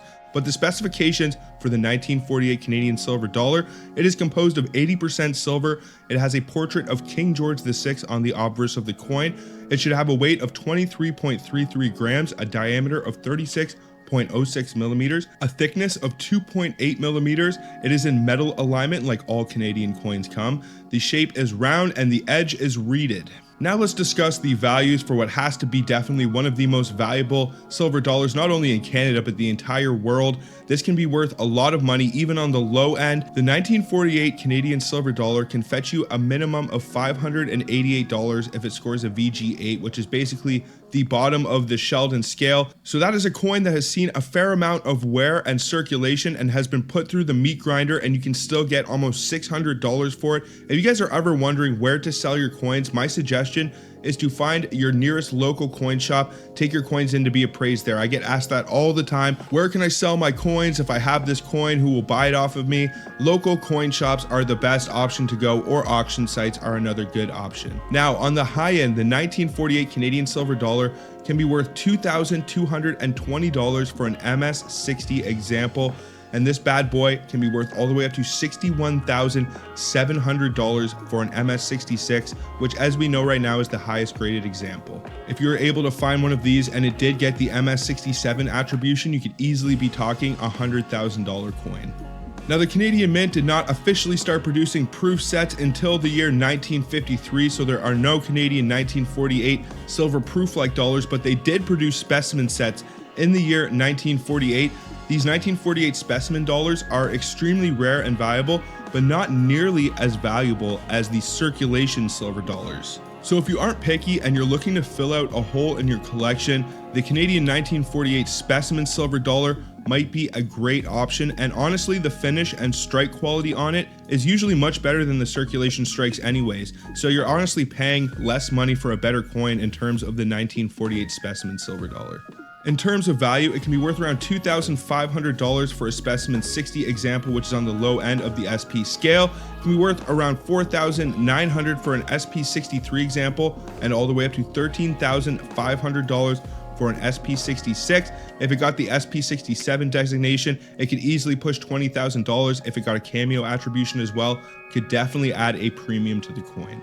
So in conclusion, the 1948 Canadian silver dollar is not only one of the most rare and valuable dollar coins in Canada, but it may actually be one of the most legendary coins in all of Canadian numismatics. What are your thoughts on this coin? What would you do if you think you found a legit example, or if you already own one? Let me know down in the comments.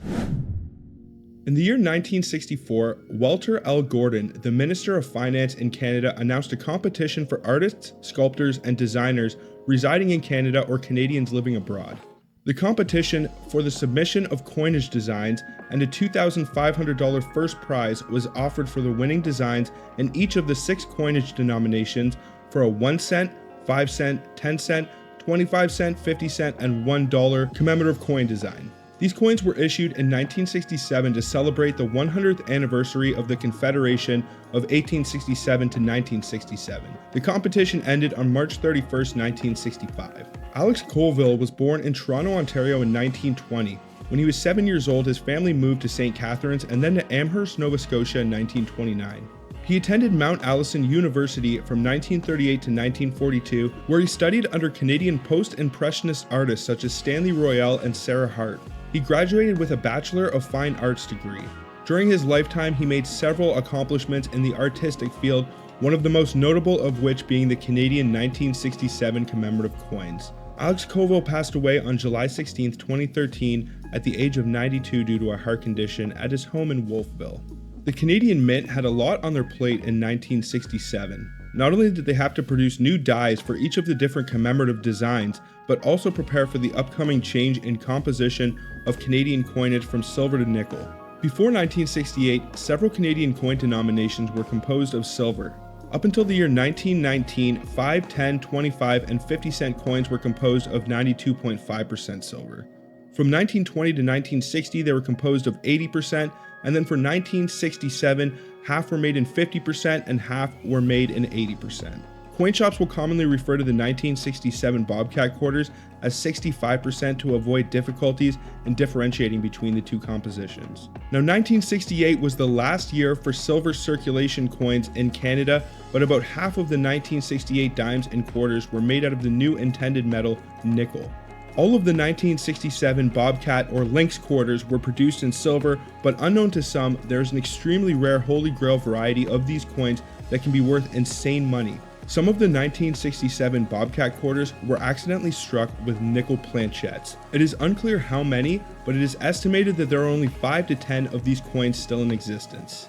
One of these coins, which was certified by PCGS with a grade of Specimen 64, was sold by Heritage Auctions in 2019. This may be the only certified example of this coin. Being able to tell the difference between the silver and nickel Bobcat should be pretty easy, as the nickel planchette would be magnetic and the silver would not. There are not any notable varieties for the 1967 coins, but if you guys are familiar at all with the 1967 rabbit nickel or the 1967 goose dollar, there are a few notable varieties for those, mostly rotated die varieties, and also sometimes they can have machine doubling, most notably on the 1967 pennies. So I would always keep my eye open for errors on the 1967 coins. They produced a lot of them and they had to pump them out in a short amount of time. So the specifications for the regular 1967 Canadian quarter, if any of these are off, it might indicate that you have the nickel planchette as well. Now, the alloy is supposed to be 80% silver and 20% copper, or it can come in a 50% silver or 50% copper composition. The weight is 5.83 grams. It has a diameter of 23.88 millimeters. The edge is reeded.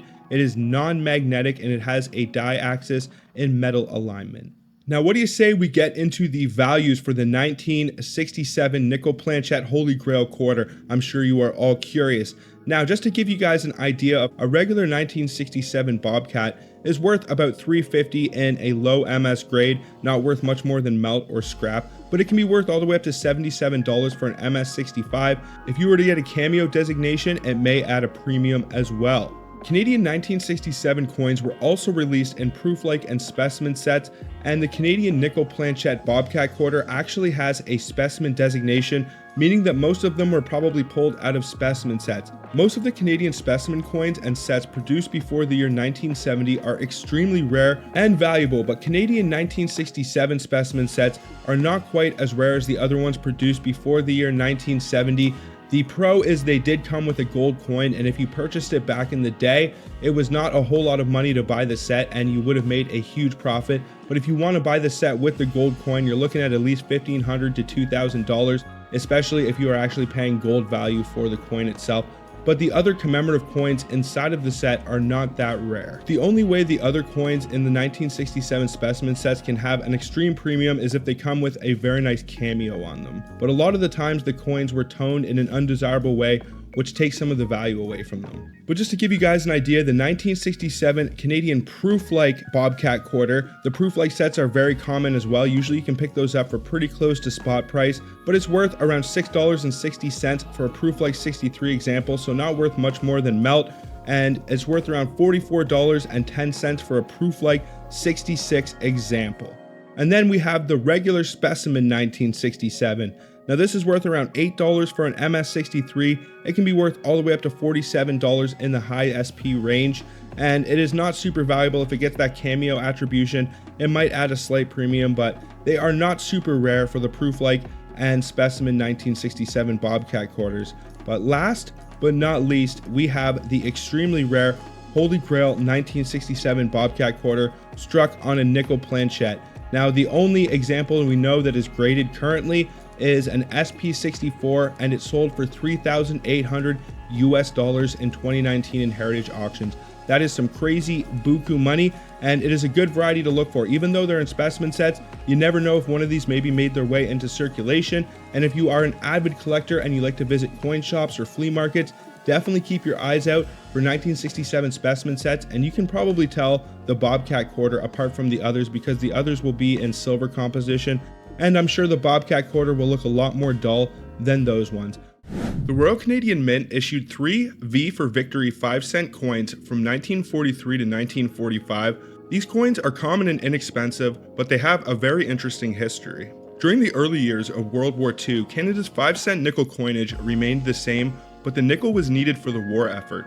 In 1942, it was decided that nickel would be suspended as a coinage material, and experiments were initiated to find a substitute metal for the 5-cent pieces. The metal alloy they decided to use became known as tombac, which is comprised of 88% copper and 12% zinc. The design on the reverse of the coin changed dramatically in 1943 to a more patriotic symbol supporting the war effort. The V for Victory sign was used, which represented not only the number 5 in Roman numerals, but also the hope for victory over the Axis countries. The Morse code on the reverse spells, "We win when we work willingly."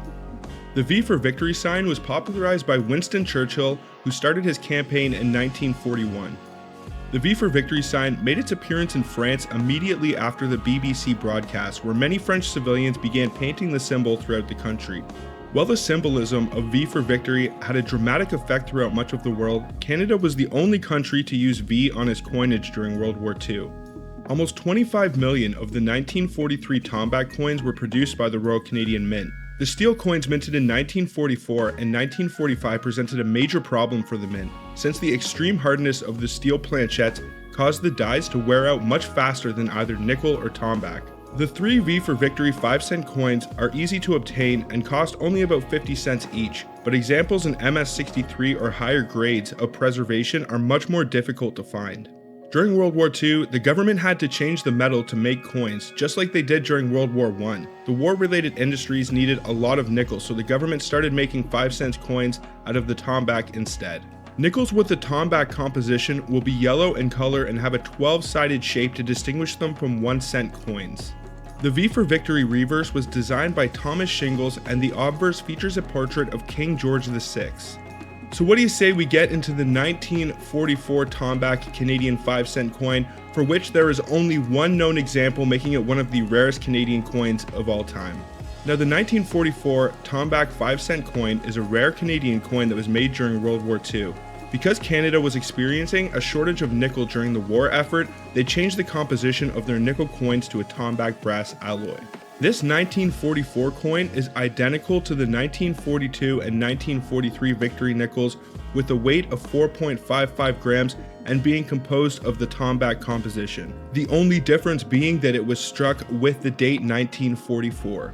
Now there are two theories about this coin. The first theory suggests that only one 1944 tombac 5-cent coin exists because the rest were melted down when the mint decided to produce their coins in steel with nickel and chromium plating.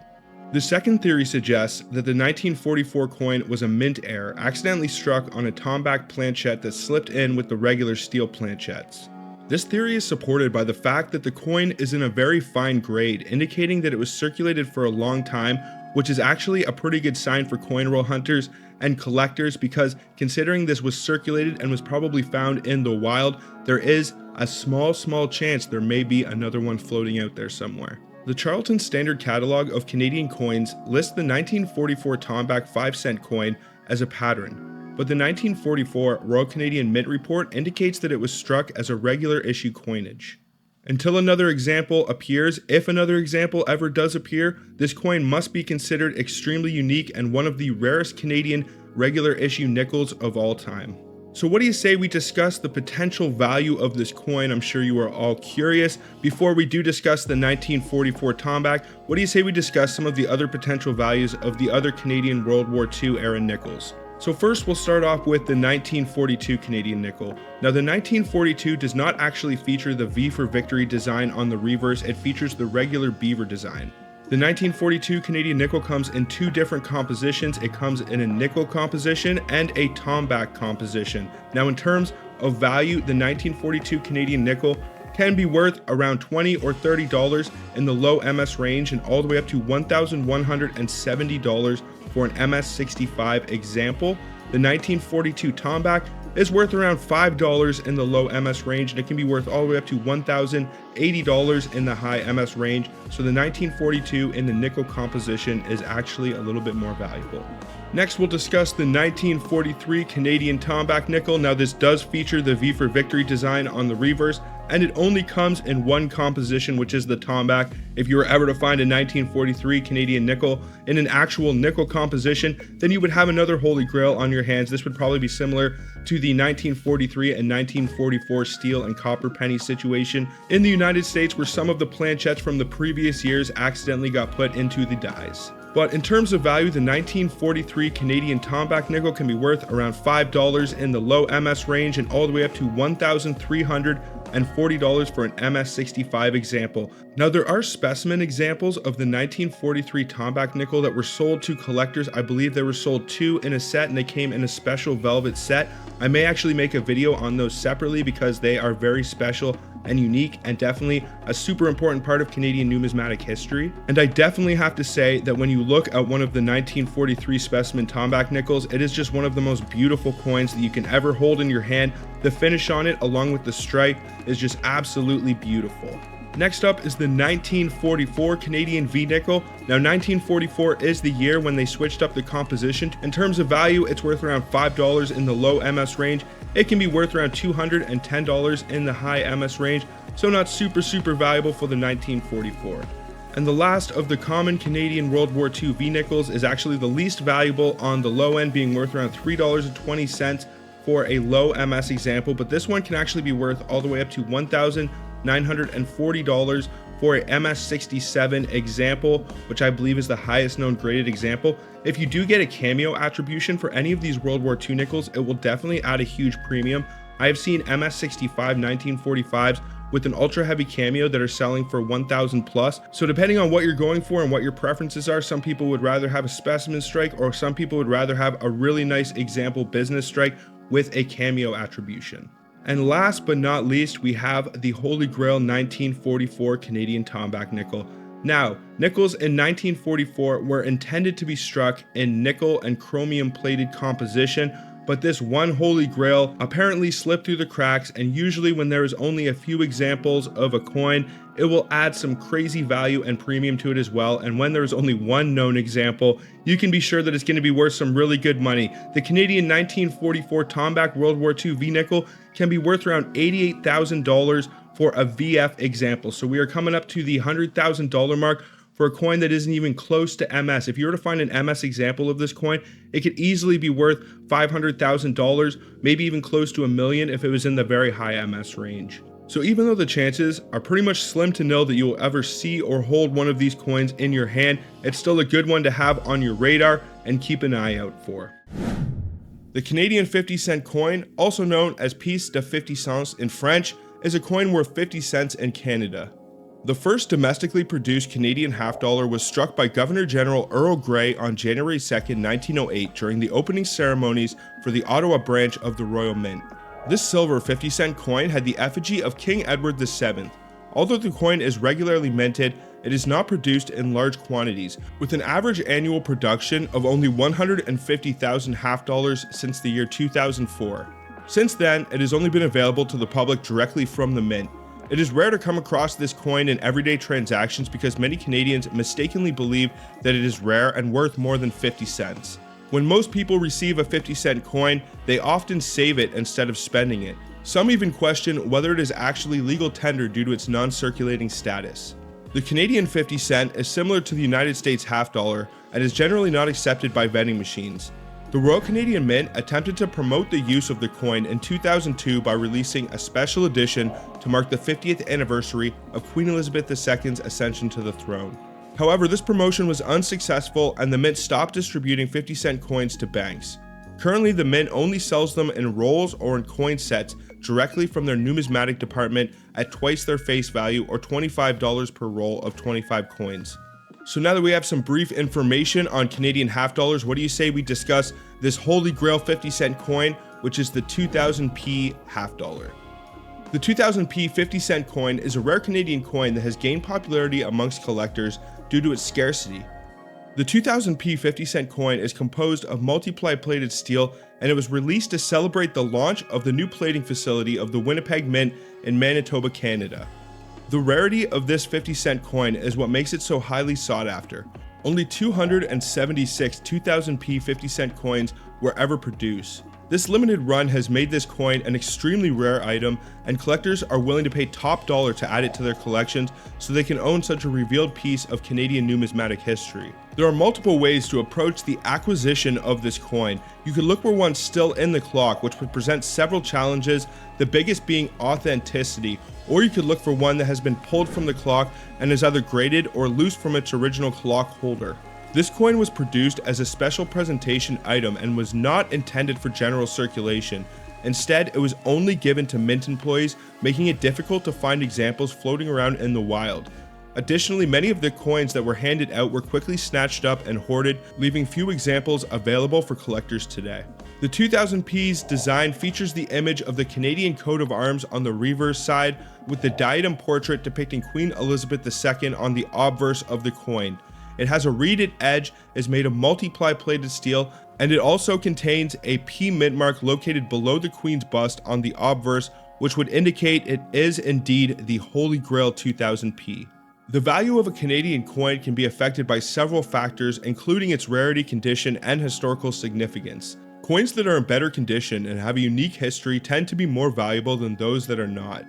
Also, depending on if the coin remained in the original clock or was broken out to be graded may affect the value, as some may want them in their original state.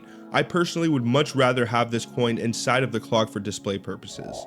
For anyone that is actually interested in purchasing this coin or adding it to their collection, The thing that I would stress the most is to ensure the coin's authenticity and to make sure that it has not been tampered or altered with in any way, especially if you are buying one still in the clock examples. I've seen a few different pictures that depict different looking clocks. You can find some in watches, so you want to make sure that this is a legit example, and hopefully if you're lucky it will even come in the original presentation box that it was given out with. When purchasing any coin, it is important to look for signs of authenticity, such as the correct weight and diameter, as well as any distinguishing marks on the coin. It is also recommended to purchase a coin that is independently certified by a reputable coin grading service such as PCGS or NGC. Now, a few specifications on Canadian half dollars from the year 1870 to 1919. They had a weight of 11.62 grams, they had a diameter of 29.72 millimeters, and their composition was 92.5% silver, 7.5% copper or sterling silver. From the year 1920 to 1967, they had a weight of 11.66 grams, a diameter of 29.72 millimeters. They were composed of 80% silver and 20% copper. From 1968 to 1999, they had a weight of 8.10 grams and a diameter of 27.13 millimeters and were composed of 99.9% nickel. From the year 2000 to the present, half dollars had a weight of 6.90 grams. They had a diameter of 27.13 millimeters and also a thickness of 1.95 millimeters, and the composition is 93.15% steel, 4.75% copper, and 2.1% nickel plating, also referred to as multiply plated steel. And this is the composition that the 2000p Canadian 50-cent coin will come in. It will come also with a diameter of 1.95 millimeters instead of the 1.93 that the coins came in from 1968 to 1999. So be mindful of those specifications, but if it does have that P mint mark, then chances are you probably have this extremely rare and valuable Holy Grail half dollar. But what do you say we discuss some of the potential values for the 2000p Canadian clock half dollar? Now, if you were to send this coin in to be graded, it should get a proof designation because it was released as a special presentation item. It is a rare and valuable coin, and it is also considered a proof strike. Now, just to give you guys an idea of value, the regular 2000 Canadian proof half dollar is worth around $1.95 for a proof 63 and around $25 for a proof 66. Now, on the slightly rarer end of the 2000 Canadian half dollars, we have the 2000 Winnipeg Mint. Now, this won't have a P mint mark, but it will have a small W mint mark indicating it was struck at the Winnipeg Mint, and this will be located to the bottom left of the Queen's bust. In terms of value, it's not much more valuable than the previously mentioned half dollar. It's worth around $3.90 for a proof 64, but it can be worth all the way up to $25.40 for a proof 66 example. And then last but not least, we have the Canadian 2000p half dollar. Now, this is one of, if not the most valuable of the modern Canadian half dollars. It is worth insane money, and if you ever come across a clock that looks like it might have a 2000 half dollar in it and it isn't selling for ridiculous money, don't even think about it, buy it, because if you do, this coin can be worth around $3,920 for a proof 60 example. It can be worth around $8,800 for a proof 63 and all the way up to $10,600 for a proof or PL example. Now, that is buku insane amounts of money for a Canadian 50-cent coin, but I am not too surprised considering that this one only has 276 examples and a super rare and unique history behind it. In conclusion, the value of the 2000p 50-cent coin is likely to continue to increase over time, as its rarity makes it a highly sought-after item amongst collectors. And whether you are a seasoned collector or just starting out in your coin collecting journey, this is definitely a good coin to have on your radar. You might never ever see one, you might never touch one, but still it's good to know about some of these rare coins because you never know if one is maybe floating around at a flea market or you're scrolling through eBay and you might stumble upon an authentic example of one of these and be able to make some really good money. The reverse design of the 1964 Canadian nickel features a beaver, which has been a symbol of Canada since colonial times. The beaver is shown in a tranquil setting with a branch in its mouth while standing on a rock in a pond. I kind of feel like that could almost be a song, you know, like there's a bump on a log or something like that. In the year 1964, the reverse die had a significant crack above the water lines on the left side of the beaver. This crack appears like an additional waterline, creating what is known as the extra waterline variety for the 1964 nickel. There is another error for the 1964 nickel. It is known as the Whistling Queen. To identify it, you need to look beside the queen's mouth on the obverse of the coin for a die clash that would make it appear like she is whistling. Now there is actually a third variety that you can look for the Canadian 1964 nickels. It is not nearly as well known as the others, but it is definitely a lot more valuable, and that is the 1964 nickel in coin alignment. Canadian coins are usually meant to be struck in metal alignment, meaning when you flip the coin around, the orientation of the obverse and reverse will both be facing in the same direction. A good example of coin alignment would be American currency. Their coins are oriented so that the obverse and reverse are 180 degrees flipped from each other. This can also be known as a rotated die error. There are a few well-known Canadian dates that can contain this error. 1967 is a very well-known date. The 1967 Canadian rabbit nickels can be worth huge money if you find one with a rotated die, but the 1964 is definitely no exception. If you find one of these with a rotated die, it can be worth some huge money. Now, some of the specifications of the 1964 nickel: it has a diameter of 21.21 millimeters. It is composed of 99.99% nickel, and it has a weight of 4.54 grams. The 1964 nickel has an overall mintage of 78,075,000 of 68, and it portrays a portrait of a youthful Queen Elizabeth II on the obverse of the coin. So what do you say we get into the values for some of these incredibly rare 1964 nickel varieties? I'm actually going to start with the 1964 with no heirs or varieties, just the plain 1964 Canadian nickel, just to basically give it a base in terms of value. Now, the 1964 Canadian nickel is not worth much at all if it's in a low MS state. It's actually only worth $1 if it's from an MS60 to an MS61, but it can actually be worth all the way up to $376 if you get one in an MS67, which is an incredibly high grade designation. So chances are, rolls that are floating around these days probably don't contain nickels that will be graded that high. So as we go along here, you will find that these nickels will increase in value. Next up is the 1964 Whistling Queen. So as I mentioned earlier, to identify this, you basically want to look to the right-hand side of Queen Elizabeth's mouth, and if you see a small die clash that looks like the Queen may be spitting or whistling, then you might have one incredibly rare nickel. In terms of value, just to give you an idea, when the 1964 is worth around $1 for an MS60, the 1964 Whistling Queen is worth about $10 for an MS60. Now, on the high end, it can be worth around $270 for an MS65, but if it were to grade any higher, I'm sure you would see a significant price jump. It could easily be $500, $600 for an MS66 example, and that is the 1964 Whistling Queen. The 1964 Extra Waterline nickel is probably one of the most well-known Canadian nickel errors of the last 50 years. The rarity and scarcity of these things is not to be understated. I have hunted thousands and thousands of dollars in Canadian nickels, and it is still one I have yet to find. It is definitely on my bucket list, along with the 1991 quarter. Those are two coins that are super elusive for me, but hopefully one day will be my day. But in terms of value, the 1964 Extra Waterline can even be pretty valuable on the low end. It can be worth around $10 to $20, even in a low grade state if it's all beat up and worn. People want this thing for their collection or to fill their books out. It can be worth around $45 to $50 in the low MS range, and all the way up to $1,960 for an MS65 example.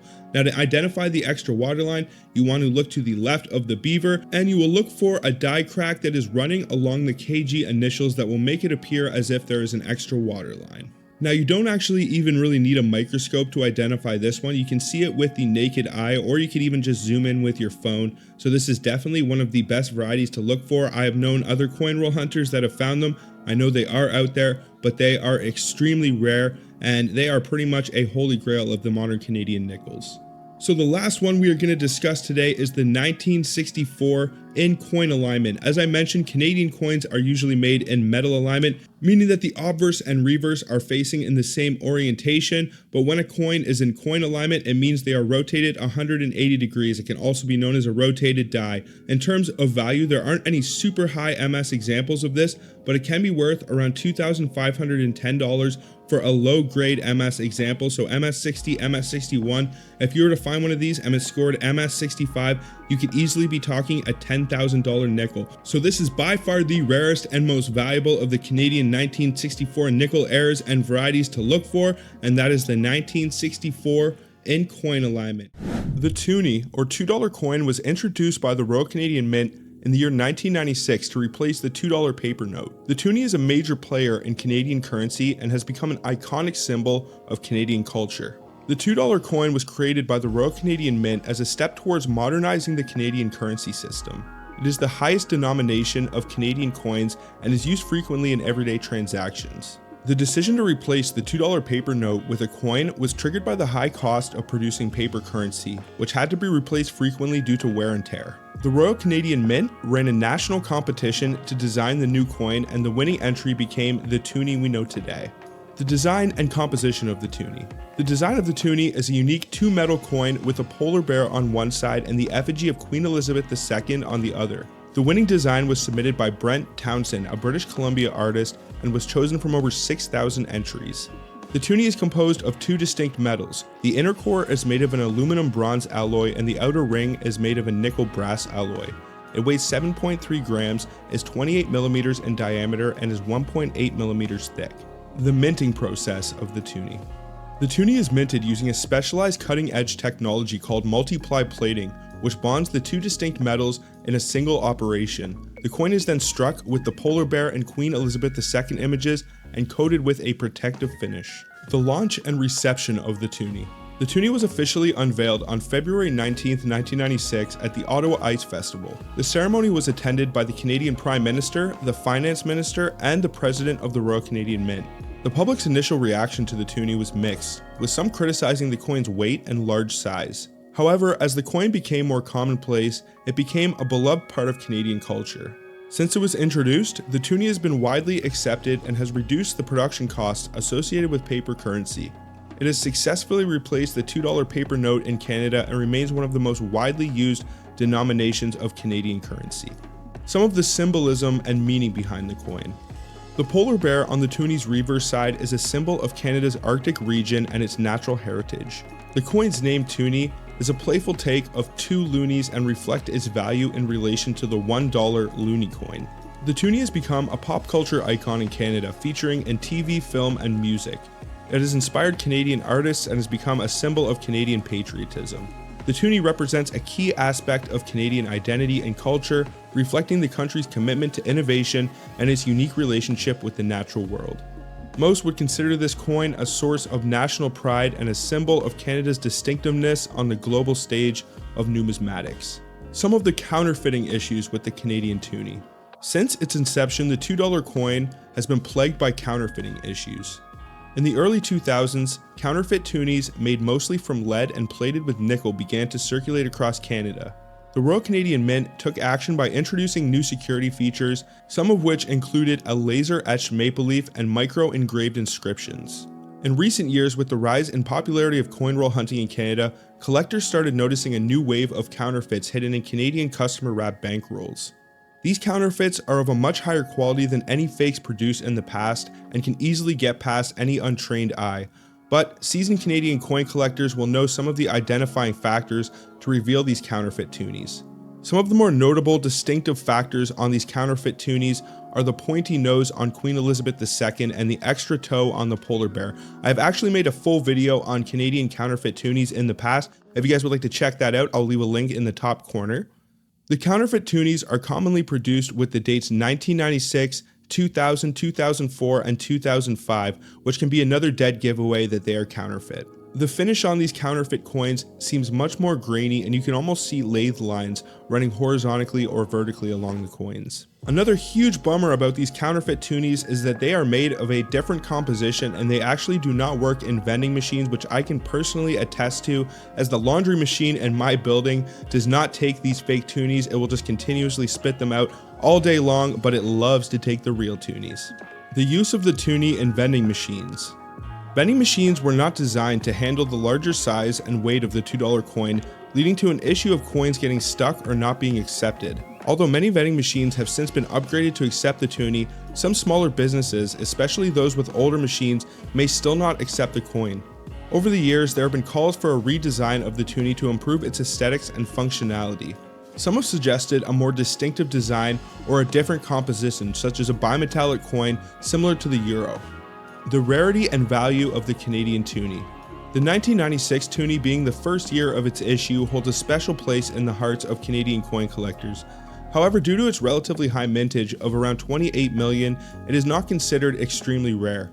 As of 2021, its value in uncirculated condition ranges from around $3 to $50 Canadian on average, but there are actually a few rare and valuable varieties for the Canadian Toonie, like the 1996 German Planchette Toonie, which can actually be worth a couple $100, up to a couple thousand if it scores in the high MS mark. It was actually produced by a separate company, Deutsche Nickel, and only a few million of those were produced. There's also the 2017 Glow in the Dark, which can be worth some pretty good money in a high mint state. Also the extra sale variety of the HMS Shannon. There are some other errors and varieties you can look for, but the Toonie is probably considered one of the least valuable and less collectible coins here in Canada.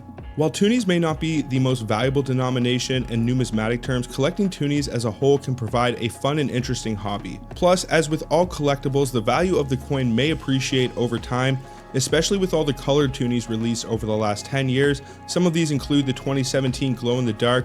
These are extremely rare, and I'm sure their popularity and value will grow as time goes on and people find out about them.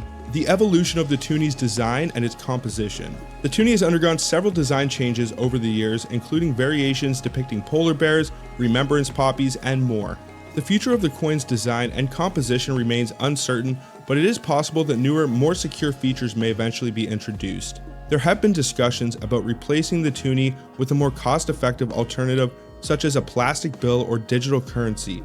However, given the coin's enduring popularity and cultural significance, it is unlikely that the Toonie will be retired anytime soon. So what do you say we get into the 1996 beaded mule or test token Toonie, which I would consider to probably be the rarest Canadian Toonie of all time. In the year 1996, there was a Toonie produced with only a few known examples accounted for to this day. This coin is commonly referred to as the beaded Toonie because of the beaded border around the rim. The main difference between this beaded Toonie and the final design of the $2 coin is the presence of a ring of beads on the obverse and reverse of the coin.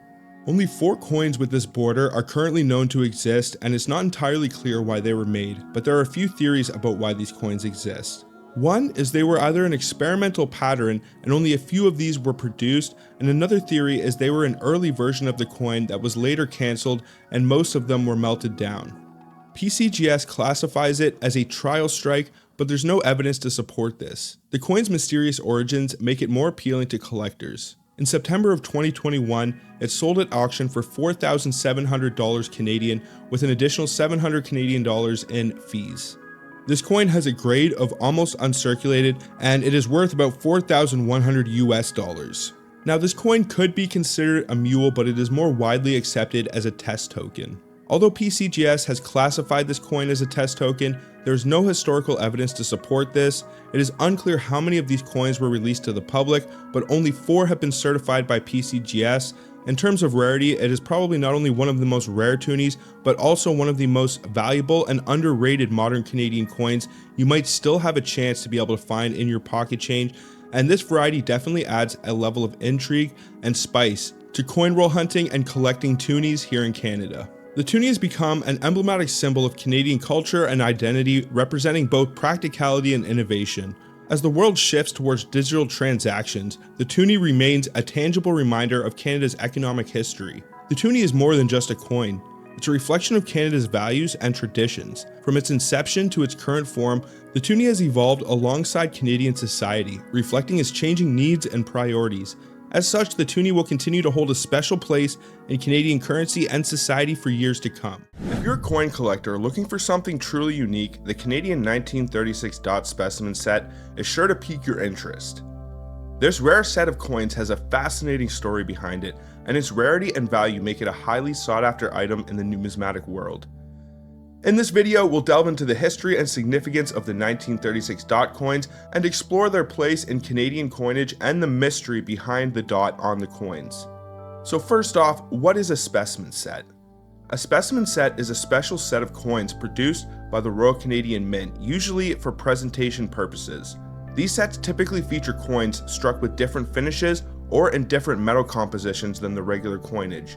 They are often made in limited quantities, especially before the year 1970. A lot of the time with the pre-1970 Canadian specimen sets, they had extremely limited mintages. We're talking only 10,000 to maybe 100,000 sets being produced, or even less, and some of the sets were not actually made for the public. They were only presented to dignitaries and employees of the mint, so any specimen sets from Canada before the year 1970 can be extremely rare and valuable. So a quick overview of the 1936 dot specimen set. The 1936 dot specimen set is a collection of pieces that were never intended for circulation. This set included 3 Holy Grail coins: the dot penny, the dot dime, and dot quarter. What makes this set unique is the presence of a small dot. While similar dots had been used in previous years as a means of identifying the dies used to strike the coins, the 1936 dots were used to mark a new set of dies created specifically for specimen coins. The importance of the 1936 dot specimen set in Canadian numismatics. The 1936 dot specimen set is significant for a number of reasons. Firstly, it represents an important period in Canadian coinage history, when the Royal Canadian Mint was transitioning from producing coins with a high silver content to those made of nickel. Secondly, the rarity of this set. With only a few of each different denomination known to exist, it makes it one of the most sought after items for coin collectors. Canadian coinage has a very long and storied history dating back to the late 17th century. Over the years, Canadian coins have undergone numerous design changes and were minted using various metals, including gold, silver, and nickel. In the 1920s, the Royal Canadian Mint began transitioning from producing coins with a high silver content to those made of nickel. This decision was made due to the rising cost of silver and the need to reduce production costs. The shift to nickel coins was not without its challenges, as the Mint had to make significant changes to their equipment and processes. Precursors to the 1936 dot specimen set. Prior to the release of the 1936 dot specimen set, the Royal Canadian Mint had experimented with a number of different designs and finishes for their specimen coins. Some early dates of Canadian specimen coins can feature different finishes. Some notable are the matte and mirror-like finishes. Also, eventually some of the later dates receiving high and low relief designations for the strike quality. So let's get into the mystery of the dot coins. What exactly are they and why were they made? The dot coins were created as part of a new set of dies that were used to strike specimen coins. The dots were used to differentiate the new dies from the ones previously used to strike circulation coins, despite their intended use. So how many of these Holy Grail coins are currently accounted for, and where are they now? Some of the historical sales. In January 3, 2010, from the Bellsburg collection, a 1936 dot 1 cent coin certified PCGS SP66 red sold for $410,000 Canadian at a heritage auction. It is among the only 3 known 1936 dot 1 cent coins. The one with the highest grade, this same coin, sold 9 years later in 2019, downgraded to PCGS SP65 during the Cook collection sale, for a similar amount of $415,000 Canadian. On January 12, 2004, during the Pittman collection sale at the same auction house, another 1 cent 1936 dot coin certified PCGS MS63 red was sold for approximately $265,000 Canadian. On April 18, 2013, the same coin was sold again at auction for around $250,000 Canadian. The 1936 dot 10 cent coin. There are only 4 known examples of the 10 cent 1936 dot coin, and 2 are owned by the Bank of Canada.